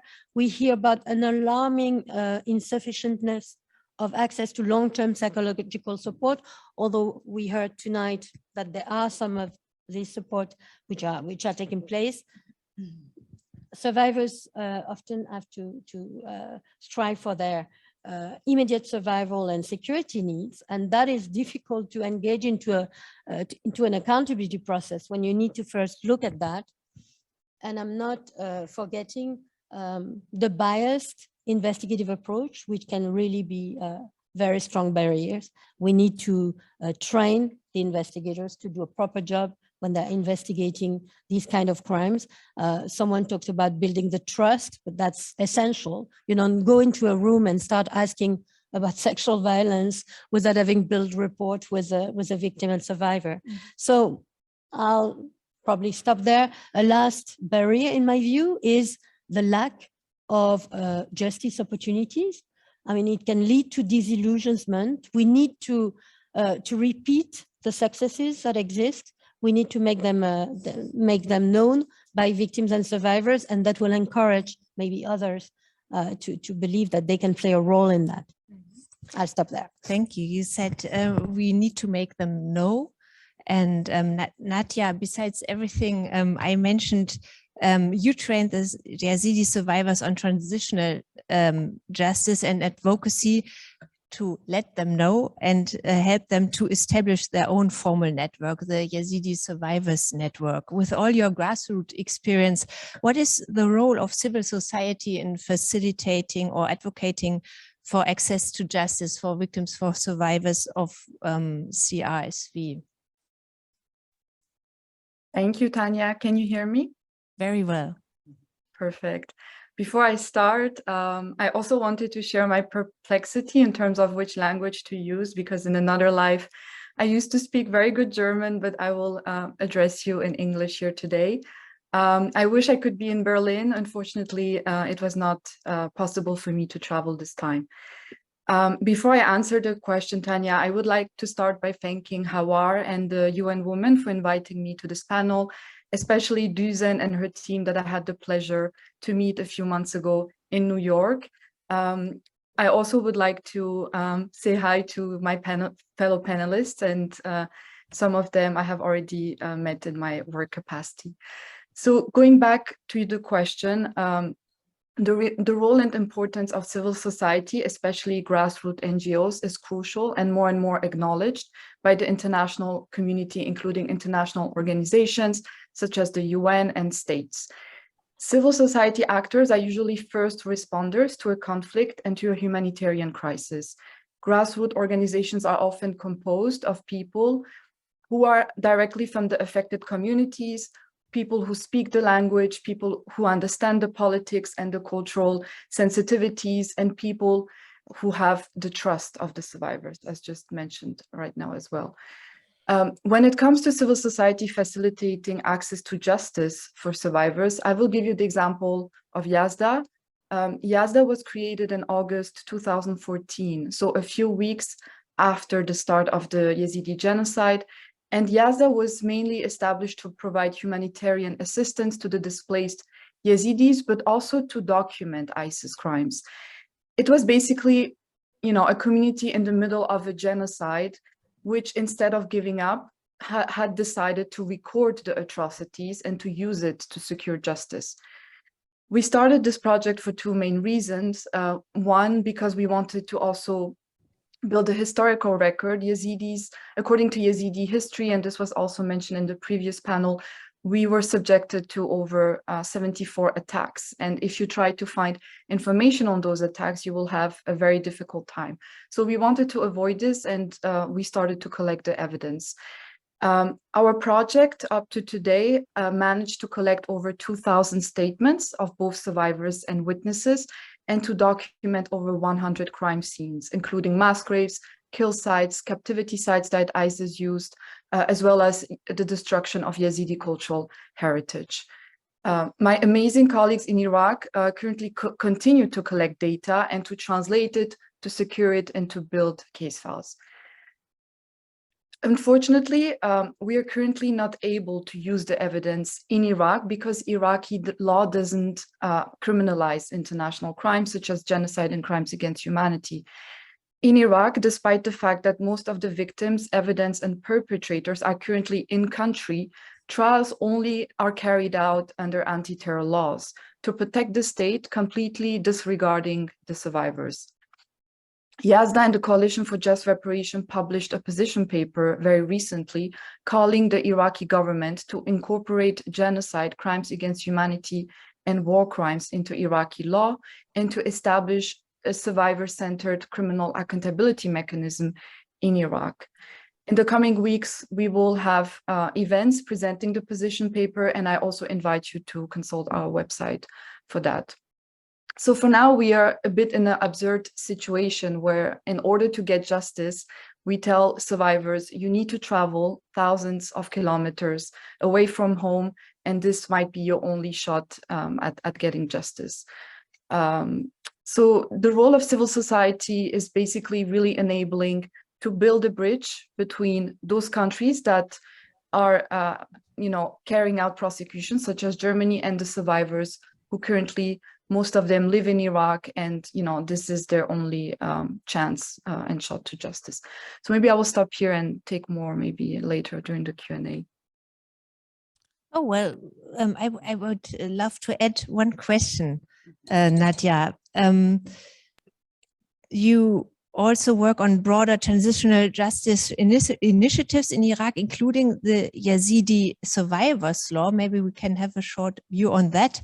A law meant to provide reparations to ISIS survivors. What forms of justice and accountability are Yazidi survivors calling for? Yes. It's a very good question. When I joined YASDA in 2018, I was still a very young lawyer, and I thought that what survivors want is that they want to see perpetrators behind bars, and they want justice to happen in courtrooms. And in a sense, it is true, but when you speak to them, and I have been doing this over the past 4 years, this is not all they want, and this is not usually their main demand. What survivors usually, speak about in terms of their needs is that they need to have a monthly income because, the breadwinners of their family were executed. Their husbands, brothers, uncles, and cousins are not there anymore to support them. They want the authorities to look for their missing people. They want the mass graves in Sinjar to be exhumed, and they just want to have access to basic services, electricity, water. They want Sinjar to be safe. And some of those needs can be met by the Yazidi Survivors Law, which you just mentioned. It's a law that was adopted by the Iraqi government in March last year, and it aims to provide reparation and services to Yazidi, but also Christian, Turkmen, and Shabak survivors. And it actually foresees to provide a monthly payment, a monthly salary to those survivors to give them access to health, education, and employment services. But it's very interesting because it also contains some other forms of reparation, more symbolic reparations, such as the formal recognition for the first time by the Iraqi government of the Yazidi genocide. And as previously said in the other panel, Yazidis have a huge need for recognition. They need to know that the genocide is recognized, and we had to wait almost 7 years for Iraq to recognize formally the genocide, but it's finally done with that law. We now that the law is adopted, and it's a huge milestone, we also need to ensure that it's implemented. So our work on the law continues in that sense with colleagues, other NGOs, especially Coalition for Just Reparation. We are actively now seeking for the implementation of the law. And just making a small link to Germany, survivors in Germany are also entitled to receive the benefits of the law. And the law allows people to apply through electronic platforms. So we need to make sure that social workers in Germany are aware about the law and help Yazidi survivors in Germany to apply for the law and its benefits. Sorry, just to add one last thing, Tanya, very briefly. So you also asked me what Yazidis want. So they want, criminal justice, they want reparation, and the Yazidi survivors law can provide this to them. But I also don't want to speak on behalf of survivors. I'm sharing with you really the knowledge I have gained over the 4 past years. I think the main point I want you to take away is that we need to ask survivors themselves what they want. And in the previous panel, we have seen 2 amazing speakers, and they're very articulated and they know what they want. And I think we need to consult them. We need to make sure that we design projects and initiatives that actually meet their needs, and not just are a duplication of what we have done in other contexts, or things that we as lawyers coming from different countries and with different legal backgrounds think that this should be the solution. And just to finish, it's not because we ask survivors one time, once what they want, that it means that this is what they need and that's it. Consultation have to be continuous. We need to ask them continuously what they want, and it takes time. It's challenging. It's not easy. You're not going to get one answer out of it, but it's very important to have a continuous dialogue and not just tick that box and say, we consulted survivors. This is what they want. Okay, thank you, Nadja.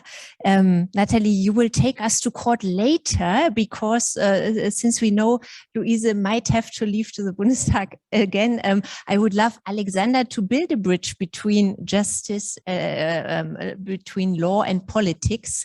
Alexander, Germany is currently developing a feminist foreign policy, as we all know, and feminist development strategy.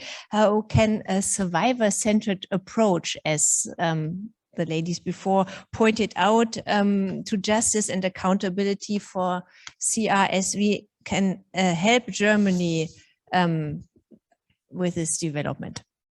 Thank you very much, Tanya, and thank you for the invitation. I'm really very happy and glad to be here. I think this panel and the panel before is the result of a change in the international criminal law scene. I would say 10 years ago on this place there were only legal practitioners and lawyers, and now we met really the voices of survivors at the forefront, and this is a change we needed for several years, and yes, we hear right now. I think if we are serious about feminist foreign policy or feminist policy making, that's what we need. We need to center survivors and survivor communities. This means learning about their vision of justice. That's exactly what my dear colleague said. And their understanding of healing. It's not to impose a narrative. It's not to impose an forced storytelling, because imposed storytelling is a construction of a narrative and tends to be more a ritual than a real testimony. We need a thorough understanding of trauma, as Jan mentioned, and its effect on the mind and of the communities. And I think one very important aspect of a feminist foreign policy is intersectionality. What is meant by that? Intersectionality reveals that multiple realities are possible, that violence and the drivers of the crimes are multi-layered at the end. And gender has always a very multidimensional character, because first and foremost, gender plays a role because of its oppression of women and girls, but also oppressions of persons that do not fall into the heteronormative understanding of gender. That means also includes queer persons, for example. And that results very often, and we see it actually in Iran, in Iraq, but also I see it every day in Tunisia, that results in physical and psychological oppression and violence of women and queer people. And if we go back to the Yazidi case, which is a very, very gendered case in nature, because, for example, the Yazidi men were mostly taken away and killed, versus Yazidi women were taken away and enslaved for not only sexual purposes, but also for domestic servitude. And the women and girls were not only taken away because they were girls, they were also taken away because of their ethnicity was Kurdish and because of their religion as Yazidis. And this is meant by intersectionality, to realize the multi-layered dimension of these crimes and to try to achieve a strategy that reflects all these different kinds of discrimination, all these different kinds of crimes committed by one conduct, if you want. From the outside perspective, it's one conduct. But our approach as intersectional lawyers and trauma-informed lawyers is to detect and to identify the different layers of these crimes. And I think this is one of the aspects of feminist foreign policy, a definition that is not at the end, because we are in the stadium of defining what is meant by feminist foreign policy or by feminist leadership. But I think this is one of the important aspects we should identify, and by that to identify all these power structures behind these crimes. That's what meant by my colleague from the BMZ before. This is also part of this multi-layered dimension of crimes. Okay, thank you very much. Louise, can you connect with what Alexander said and what you heard in the panel before? Yeah, of course I can, and I'm really glad that you pointed out what intersectionality is, what importance it has for our strategy that we are still shaping, to be honest. So we are not at the end of the process to shape a feminist foreign policy, but still intersectionality is one of the key for this strategy, obviously. And I think with view on Iran at the moment, we will also talk about patterns in war when it comes to sexual violence. We find that too. I mean, it is no coincidence that the provinces of Kurdistan and Sistan Baluchistan are especially in the focus at the moment. So I think this point is very crucial. You spoke about patterns, Louise. How does the German government respond to these state actors who obviously do use patterns of repression? Well, I think, first of all, we have to realize that we have a growing number of conflicts, and in all conflicts we find this pattern that sexual violence and gender-based violence is,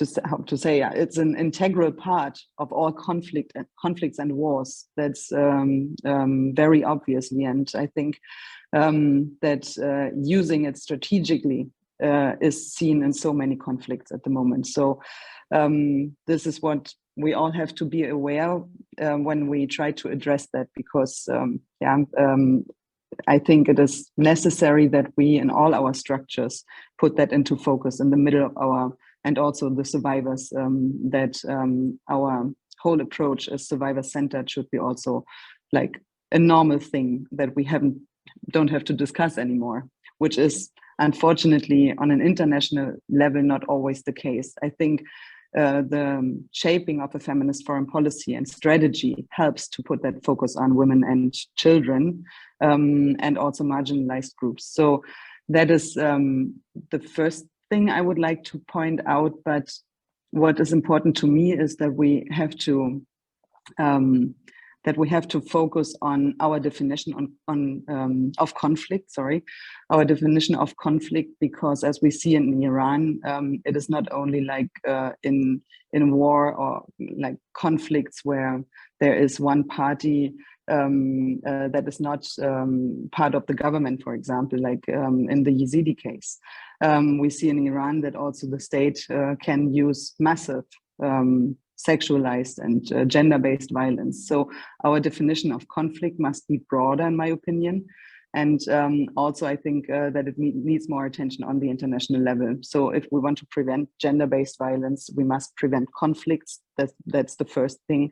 And this is what we try to address, also to hold the perpetrators accountable. We want to strengthen both as a government. That's what our foreign minister always is pointing out. But I think we have a couple of measures taken to strengthen the perspective of survivors on an international level. For example, with view to the Ukraine situation, we need to strengthen, and this is what in the last panel was also highlighted. We have to be sensitive to the traumata and the needs of survivors when we collect evidence, for example, so that they are not like questions multiple times.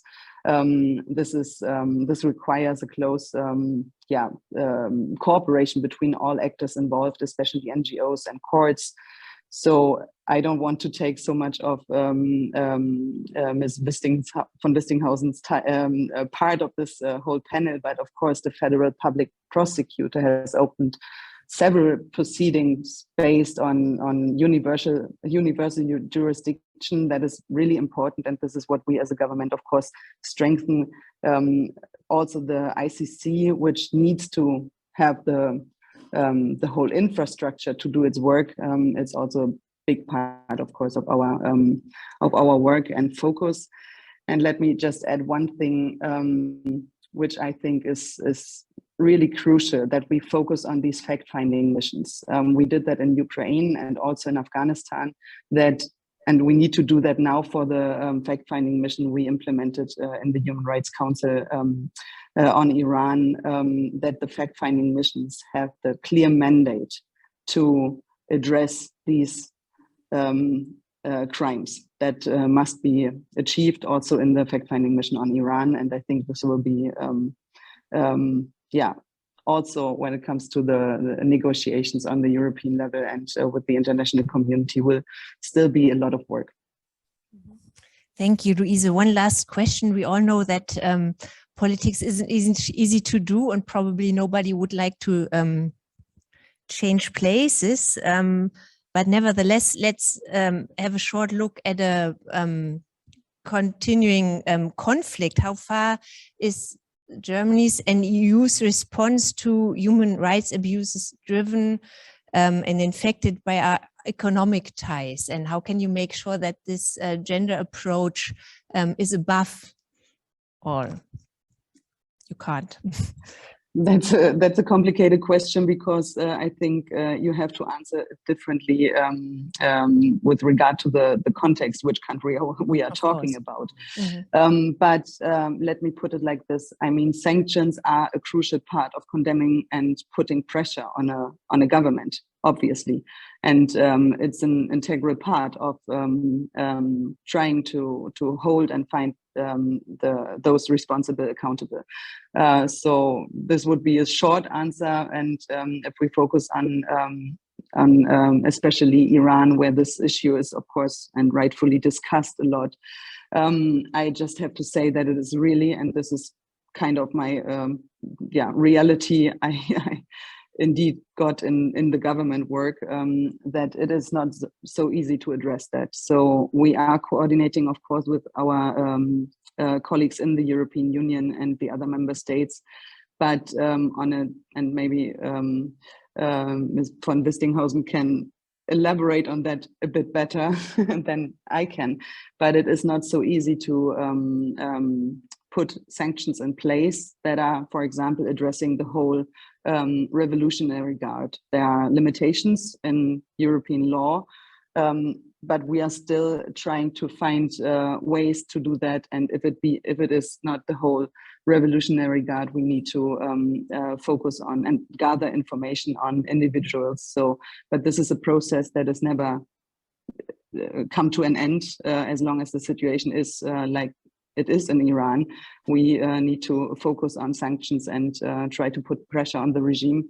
But let me just say, the last week and achieving this fact-finding mission and the resolution on Iran, which I would say is a big success also for our foreign minister. That was really necessary, and this is the right thing to address the Iranian regime, because they can't look away when the international community is deciding on a resolution like that last week. So pressure is not always connected to the economical side, but it's of course a big part of it. Okay, thank you very much. Yeah, you drive me to ask Natalie, and I will do so.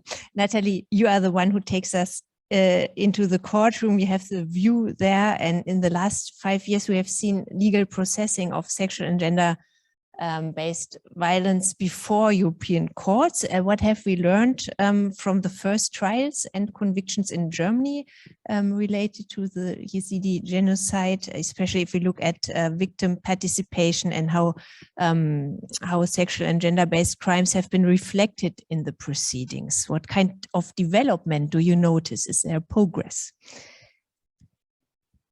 Well, Tanya, that's a very broad question. Let me start by something very different. I would like to thank you for inviting me to come here.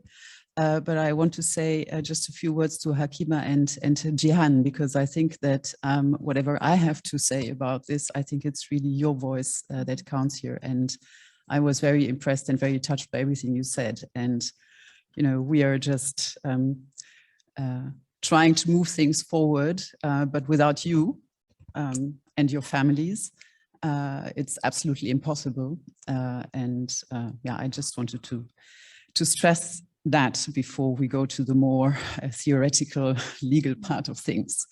However, I can say that all the experience I have with Yazidi cases is also thanks to the testimony of survivors like you are. And I want to stress that all of this would not have been possible. And I want to say it again myself and personally to Nadia, who I see on the screen and who has become a dear friend, even though I only see her on screens, without Yasser's work. There are so many synergies, I think, that we can all benefit from. One being, the prosecutors who do the investigation, civil society, NGOs, like Yasser, of course, who do the connection to the survivors who we need. We need your testimony in the courtroom. Without your testimony, there will be no convictions or no decisions by courts. And I would like to add Alexander to the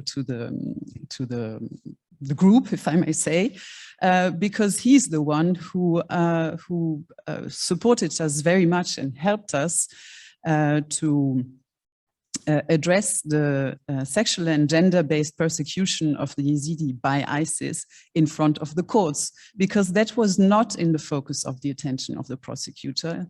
The focus of attention in the first place was membership in a terrorist organization. And it's only after that that international crimes were added to the indictments at all. So there was enslavement, for example, as a crime against humanity. There was killing as a crime against humanity. There was torture as a crime against humanity. There was also several war crimes. There was genocide, of course, in the Frankfurt case that many people may have heard about, and where we could secure the first conviction worldwide for the genocide of the Yazidi, which was, of course, at the focus of the attention of the Yazidi community and also of our clients. The cases are on appeal, so let's see how it goes, but I'm optimistic. But the gender-based persecution was not at the heart of these cases. And so we needed Dr. Schwarz actually also to convince us lawyers that it was important to bring this to the courtroom. And it was really a common effort, because there is no jurisprudence, or there was no jurisprudence at that time. Even at the ICC, you don't have a decision confirmed by the appeals chamber. And of course, you have to keep in mind that every time you bring a case to court, we, the lawyers, also need to think strategically, dependent on what side you stand. But at the end of the day, you serve your client's interest the most if you can secure a conviction that stands on appeal. And all of this sounds very theoretical, but at the end of the day, at the heart of this discussion is really what can we do for our clients. And to cut a long story short, we brought this application before several courts, because as you may know or may not know, but there have been 8 or 9 Yazidi cases. I call them Yazidi cases. Actually, they are ISIS cases with Yazidi victims and witnesses at the heart of the cases. And only one trial against the men, all the other trials against women, which is also an interesting aspect, because we always talk about the women as victims and not the women as perpetrators. Well, in all of these trials, we tried to secure a conviction as well for sexual and gender-based persecution. We were successful in some courts, we weren't in others, and that's also a reality. Lawyers see things differently, especially if there is no jurisprudence from a high court. So in Frankfurt, judges said, no, we don't see it. And in Düsseldorf and in Hamburg, they said yes. And in Munich, again, they said, well, maybe, but we'll drop it because it's not so important. We've got other charges that are more important. So that's, yeah, that's the reality. So there is some progress, but it's slow, and you also need the case, okay, to secure. And you also need Nadia and all the others. Yeah. And I definitely need the Hakimas and Jihans. Yeah, Natalie, I would love to focus on another aspect, because it's interesting, I guess, for Louise to listen to what happens, and you was the one who told me what happens, and especially what does not happen before European courts. That's also a question of resources, especially in times of another war with heavy war crimes next to EU.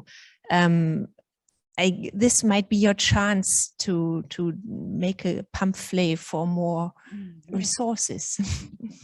Well, look, I'm not a politician, thankfully. I'm just a freelance, a free bird lawyer, so I'm free to say what I want. But I think it's very obvious that you know, all of these investigations are also politically driven. This is a reality. It's not good. It's not nice. It's not fair. It's not just. But even though I'm fighting for justice, I know that justice doesn't exist. And I say it over and over again, because I think it's also very important to manage expectations. As much as I don't like this sentence, but let's be realistic. You know, our courts or the ICC or some special courts are not going to be able to deal with all cases of gross human rights violations. It's just impossible. But that doesn't mean, you know, we shouldn't be discouraged, because you can see that a lot is happening. So what's happening now is also dependent on what's happening in the world. And unfortunately, Louise just said it, there are so many upcoming conflicts, and the prosecutors have to make choices. And the choices, at least I think for the German prosecutor general, also depend on the possible successes you know, from their perspective, of course, convictions they can have, and this is a reality. But I think, well, I would, if politics listened to me, I would still caution them, because we need to avoid some, you know, tensions between the victims' communities. Mm-hmm. And we've talked about Syrians and Iran. We've talked about Syria and Iran. And Afghanistan today, but what about the DRC, and, you know, what about Darfur, and of course, I mean, Ukraine. Everyone talks about Ukraine, but are there, you know, victims that are more or less important? Obviously not. Mm-hmm. But still, I mean, I think that we have to accept that that accountability in courtrooms is just one small mm-hmm. aspect of how you can address what is happening to so many mm-hmm. people. What you said remembered me to what Jihan said so impressively in the first panel, that it's also maybe a question of resources, what we look at and where we are interested in. And I guess that is a part of Louise's agenda to make sure that all these different important things are regarded, isn't it? Well, yes, but just to make that clear, I mean, we as government, or the government is not instructing or dictating a court what it has to do or where it has to put its focus on. But what we have to do, and obviously in the ICC it is the case, is to provide the sufficient structures for them, to enable them to do their work. And of course, this is always connected to the current situation politically. So, but it is important to me as a Democrat to point out that we don't instruct or tell them where to put the focus on, or instruct them with. So, I didn't mean it in a legal context. I meant it okay. In general. Create awareness might be one of the things you deal with. Sure, and of course, I mean, the focus of the government has to be on all the crises, but still, it is not just. I mean, because we are also, as politicians, driven by media attention, that's for sure, and no one can deny that. That, of course, the focus is there, and also when it comes to our humanitarian aid or our development cooperation, the attention is there where the money goes, right? I mean, this is what we all experienced in the past, so that's why it's also important to put a focus on the forgotten conflicts that we have in the world. And this should also be in the focus of every government. of the European Union. Thanks. A short one. I just think it's also very much a question of education, and I think Jihan, you mentioned that in a way maybe it's natural that that our attention goes more to Ukraine than to other countries at the moment, maybe because it's happening now, maybe also because it's geographically closer, but maybe also because we connect more to Ukraine because we know more about it. And this is why I think it's just so important what you said, that a lot is about education and people knowing about conflict, knowing what's going on in the world. So it's less, you know, I think like because we're focusing on this, we're not interested in that. It's just maybe, you know, a lack of knowledge, which doesn't make it better. But I think that from the human perspective, I think it's important to realize that it's not about the individuals. It's not about judging what has happened to each of you. At least that's my view on it. Thank you, Natalie. I would love to listen to Alexander and Catherine once more. Alexander, you told me that European courts could and should be more aware of the transitional justice character of these international criminal court proceedings. So this sounds as if there were a lack of awareness.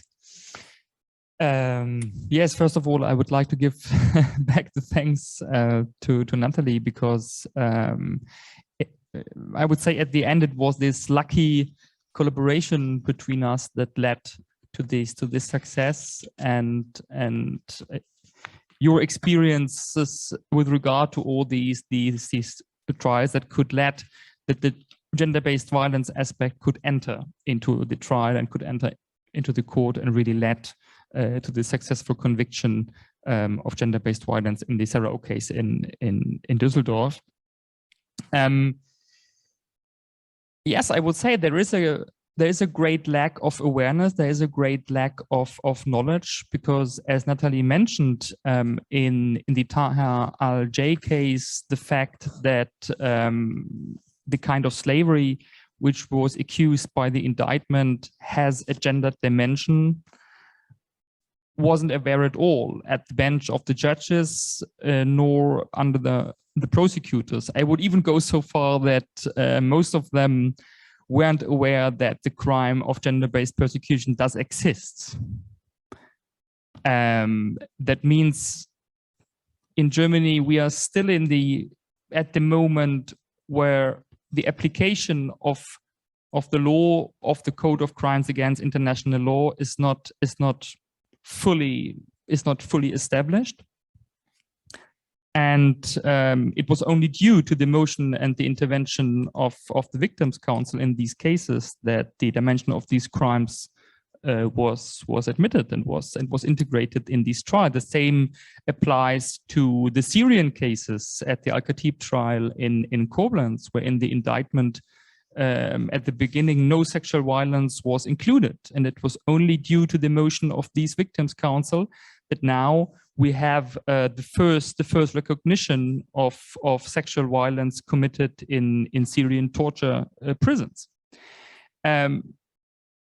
Okay, it's the task of Victims' Council to be aware of those things, but I would like to have a judicial system in Germany that trains regularly judges and prosecutors with regard to these kind of gender dimension, with regard to these intersectional dimension of different crimes, with the background of religions motivations for these crimes. And so far in Germany, we don't have any legal obligation to judges to get tried regularly on this issue. Our problem in Germany so far is, from my point of view, that a lot of international crimes trials are treated like ordinary, normal national criminal trials. Mm-hmm. And there is a big issue, because in ordinary national crime trials, the focus is as well as in international trials, on the subject, on the accused. He is in the center.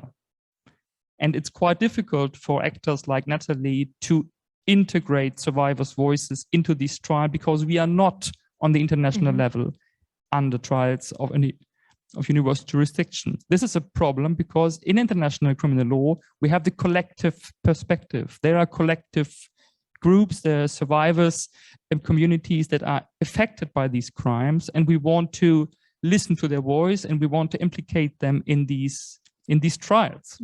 So let's talk about implication with Catherine. The last and the maybe most important question, Catherine, how do we manage to implement all that? The gender, the intersectional, the transitional dimension. Please do so. Thank you. And I was burning to try to intervene, both because of what you said and also what you said, Natalie. I think you very well described something which I think when we were preparing for this debate, I was telling you, if you don't look for sexual violence or gender-based crimes, you're not going to find it, right? And if you are, I'll give you one example. When we started looking at we spoke a lot about the situation of Yazidi, and there it's kind of so obvious that there is a gender dimension of the discrimination they are victims of. But when you look at the crimes committed in detention in Syria, for instance, in regime military intelligence facilities or elsewhere, when we look at the documentation we received, there is a deficit of focus on the gender dimension. I mean, I'll give you one example. Former Yugoslavia, you had, I mean, like as we know, women and children are more than half of the population affected by conflict. There was 13% of accounts from female in the former Yugoslavia tribunal witnesses that have been heard. That gives you an idea of how very focused the investigations are and how easily it is for certain victims and their account and their experiences and their harm to be totally omitted from the accountability framework. So how do we implement that? The strategy I was talking about earlier, well, we integrate a gender focus in every aspect of the work. We fill the gaps that we have in the collection. We're collecting from other entities, NGOs, governments, other international organizations, other part of the UN, Commission of Inquiry on Syria. And we analyze this material and we identify gaps, particularly gaps concerning gender. And we fill those gaps using our investigative power. Additionally, when we build cases or parts of cases, we integrate that gender dimension in it. Then it becomes visible, right? Even if you don't look for it, then it becomes visible. I'll give you two examples. Can I or no? One is also nice because I would love to give the audience a chance for a question. Of course. Well, the example of the module to prove the existence of systematic attack on civilian population by members of Daesh. We looked at it, but we could have looked at it without differentiating. We, in fact, focus specifically on the intersectionality, on the specific attacks based on gender, on age, on religion, on ethnicity, on sexual orientation. And this is part of it. When the courts receive that and those courts that decide to use it, I mean, it's already integrated in the work that they have and it becomes part of the case. And I'm talking about the courts, the prosecutor can use it also to look at discrimination and decide to charge for prosecution. For prosecution, for instance. Thank you. Sorry, I was Entschuldigung, my neighbor said you're about to leave, Louise. That's right? Yes. Thank you very much for joining us. No, you said before and you stood longer than you promised. Thank you very much for your time. Thank you for inviting me. All the best, Louise. Thank you very much. Bye. Bye. Ja, Ladies, gentlemen, time for a question. Laura, okay, there's one. Hello, do you hear me? Yes. Yes. Good evening. My name is Bojan Gavrilovic. I'm working at the JAM Foundation for Human Rights in Iraq, but I'm based in Berlin, and I'm heading the secretariat of the Coalition for Just Reparations. It is an alliance of 32 Iraqi NGOs promoting right to reparations for all survivors of ISIS conflict in Iraq. I just want to follow up on what my colleague Natia said about the position paper that we have developed trying to promote survivor-centric criminal proceedings in Iraq. And I think this is very much important because it is a very welcome development that there are several investigative mechanisms at the UN level, such as IIIM and UNITAD and the others. But what is the next step? It is not the case that all of this evidence is going to be used for a handful of trials in Europe only. So we need a mechanism in the countries where the violations have taken place. And this is the big challenge, and we have been working in Iraq. There is an unstable political situation in Iraq, and some initiatives have failed because they have been declared unconstitutional.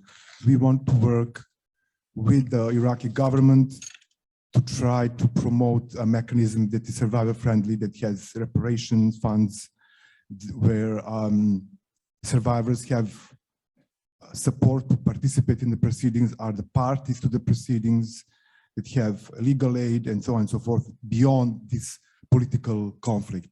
So this is very important, and I would like to ask all the speakers, what is your suggestion? Who should deliver this justice and use it, this evidence, so that the survivors can at last have the closure and some of the dignity back? Thank you. I guess we don't have the time for all answers, but my impression was that Catherine's visage was the most vivid on this question. Yeah, indeed. All right. Well, I mean, it's difficult for me to answer in relation to Iraq specifically, because as you know, my mandate is the mandate of this mechanism that I had is focused on Syria, although some of these crimes, of course, when it comes to committed by Daesh, committed by Daesh, often start in Iraq, continue in Syria. That's why we are involved. But what you're saying is absolutely correct. I mean, in spite of the extremely important and crucial role that European courts are playing, there needs to be at some stage the possibility of justice in the countries. I mean, in Iraq, in Syria, I would say, and we are far from that now. But what can we do? We can make sure that the international community is aware of the importance of that, not giving up. We know the blockages, for instance, for Syria in the Security Council, and we know that there won't be a referral to the International Criminal Court now. Some are talking about creating a special court. Yeah, I mean, that's clearly comprehensive justice will not exist with only cases in Europe, but they are so important. And the evidence must be preserved, and the analytical work must be done so that when there is an opportunity, we can seize it and we are prepared. And the victims and survivors deserve it, frankly. You are prepared and they deserve it. Thank you very much. Merci, Catherine. Last question that told me in the audience. I guess you already found somebody? No. Is there another? Oh yeah, in the Mariana has a question. Mariana, who's not in New York, definitely, that's final proof, but in Berlin. Physically here. Yeah. No, I have a follow-up question to Alexander, because you've talked about the follow-up submission that happened in the Copland's trial, Al-Khatib trial, and you've mentioned that it was due to the victims And my understanding to it is that it wasn't the victim's role. It was Jumana Saif and Alexandra Lilikata from the ECCHR. And why I'm mentioning this is particularly because victims had a very little amount of access to this court because of the language that the court was held in. It was in German. And we had like a lot of people, I speak German, I was being able to attend, but people did not have access to it.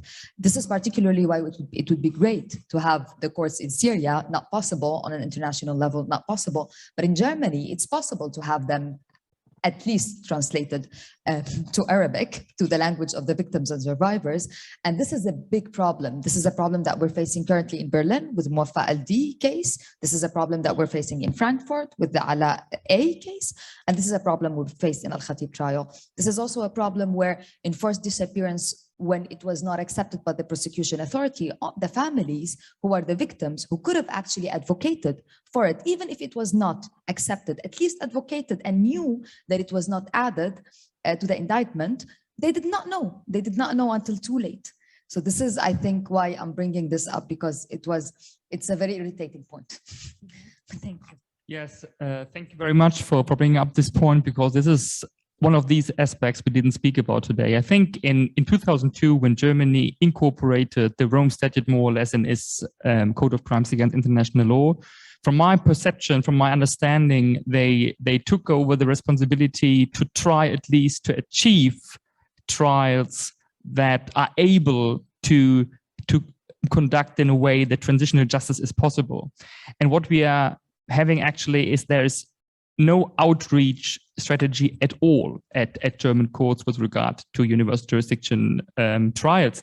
And you just mentioned it, in Frankfurt as well as in Koblenz, we had the refusal at least to translate the trial proceedings into Arabic. What does that mean? It means the survivor communities in the courtyard sitting there who do not have the private support by their friends or families translating the trial, they don't understand any word. And that's not my understanding of transitional justice. That's not my understanding of outreach. And that's not my understanding of integrating affected societies. And I think this is really the moment we have to ask the question, what kind of justice do we want with regard to universal jurisdiction trials in Germany? Do we want to have a narrow understanding of truth, or do we have, or should it be a broader one?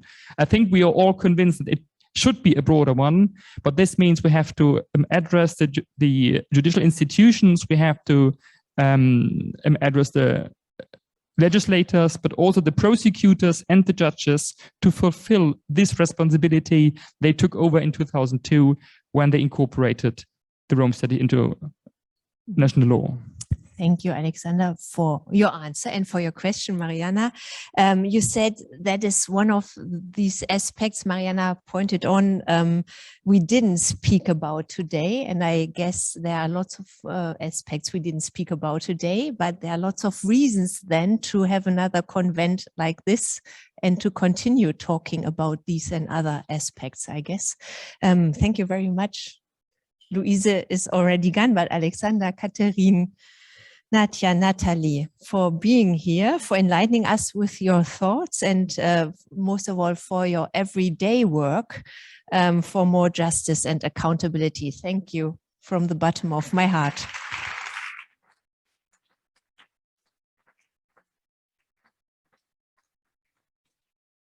If you want to, you can sit here for another, but I guess we clear the floor for our last speaker. Thank you very much. It would take long to clean up, but clear we managed. No, please leave everything as it is. Thank you very much. Okay. Yeah, dear audience, I also wanted to give a huge thank you to all of you who also highly contributed to this convent with your interest, with being here, with being connected via Zoom, with your questions and with your passion for our common subject. I have the pleasure to give the closing remarks in one of our hosts' hands again. Please welcome Janneke van der Graaf-Kugler, the Deputy Regional Director of UN Women's Regional Office for the Arab States. Janneke van der Kugler, we are curious to hear what's your conclusion after all these we spoke about and we didn't speak about. Van harte welkom. Thank you. This works? You can hear me? Yeah, okay, good. Well, what is my conclusion?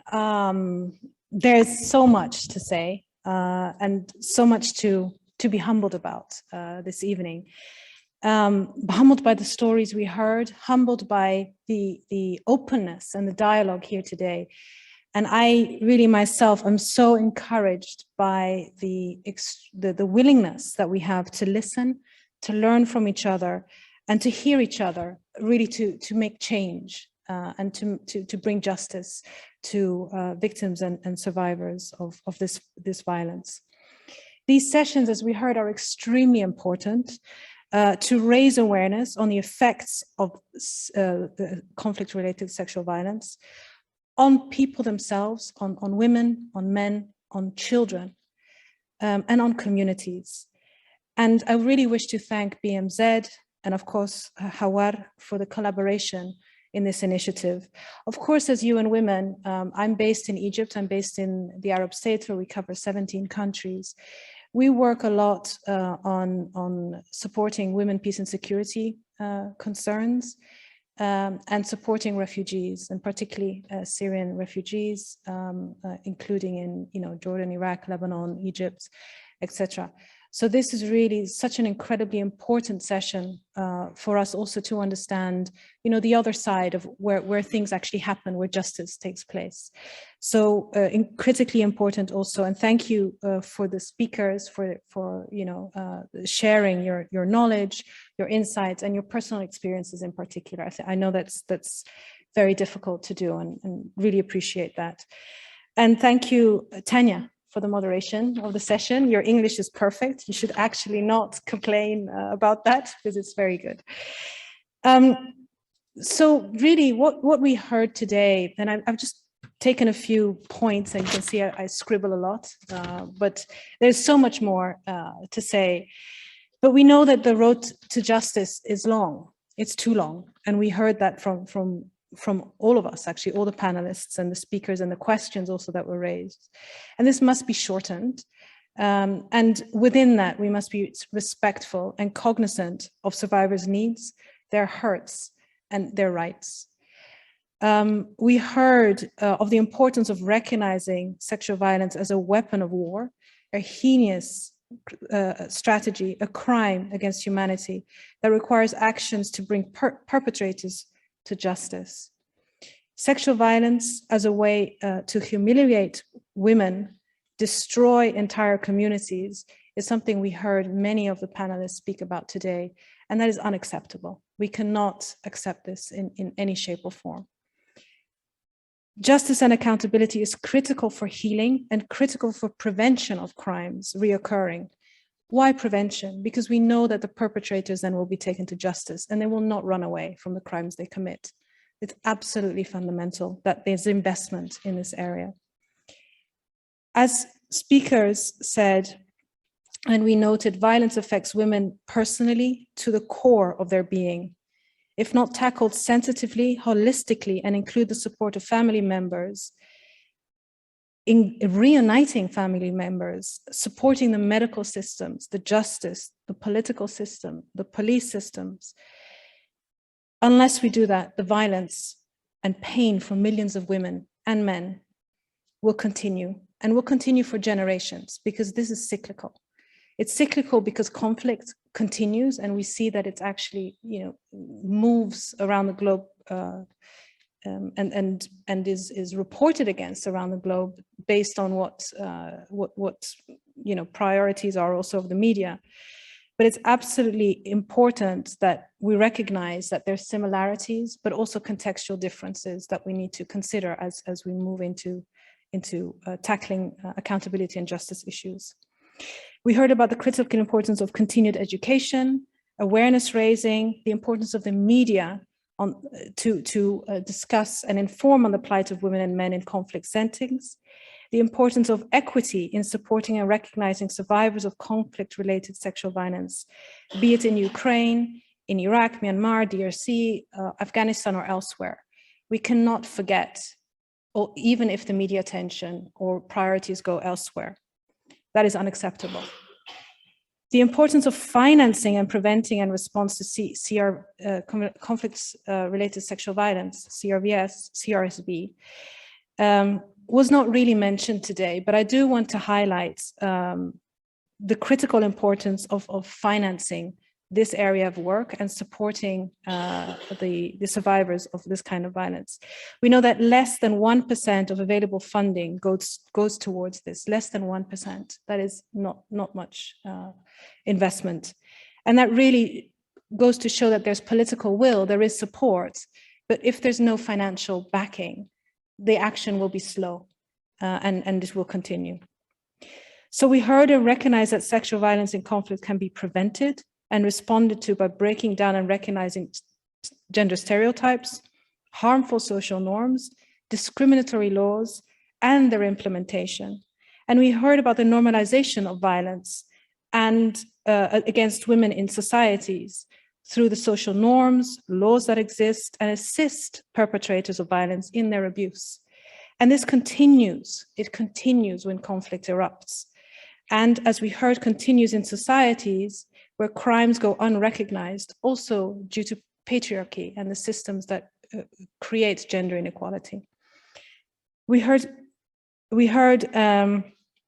of course, that violence is gendered, which I think one of the colleagues previously mentioned, and that highlights the importance of continuously investing in feminist policies, no matter what society we live in or where we operate in.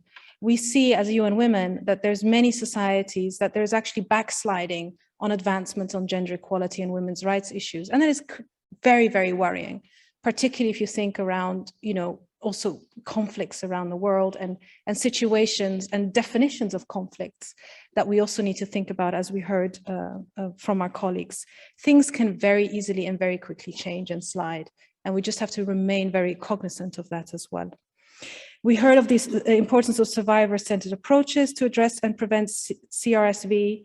The voices of survivors must be at the table to avoid further pain, inform comprehensive action and holistic support by government, prosecutors, the engagements of CSOs, and we must make sure that there's training of key personnel and staff that works in this area. And an area also that wasn't necessarily mentioned today, but that we actually work on in a number of countries is training also the military. The military is usually the first to take action, be it in their own country or outside. And unless they're aware of these issues, it will continue, not because they're the perpetrators, but they close a blind eye to the issue. And they're also unable to start and to recognize and to support investigations in the early stages. That's absolutely fundamental.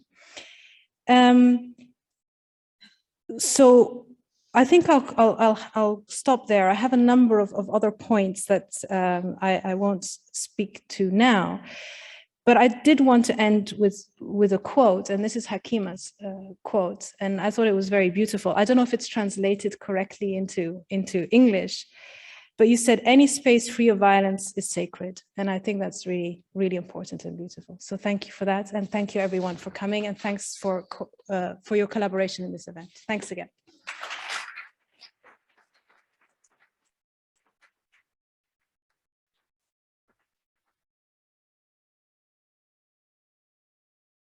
Thank you, Janke. You already set the agenda for the convent to come with subjects like military, like finance, and many more to come. Thank you for that.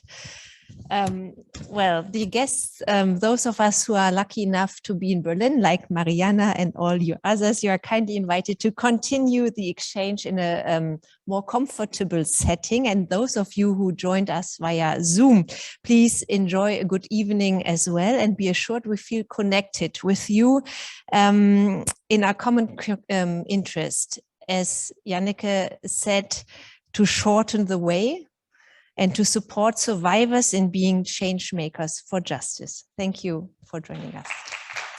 Thank you.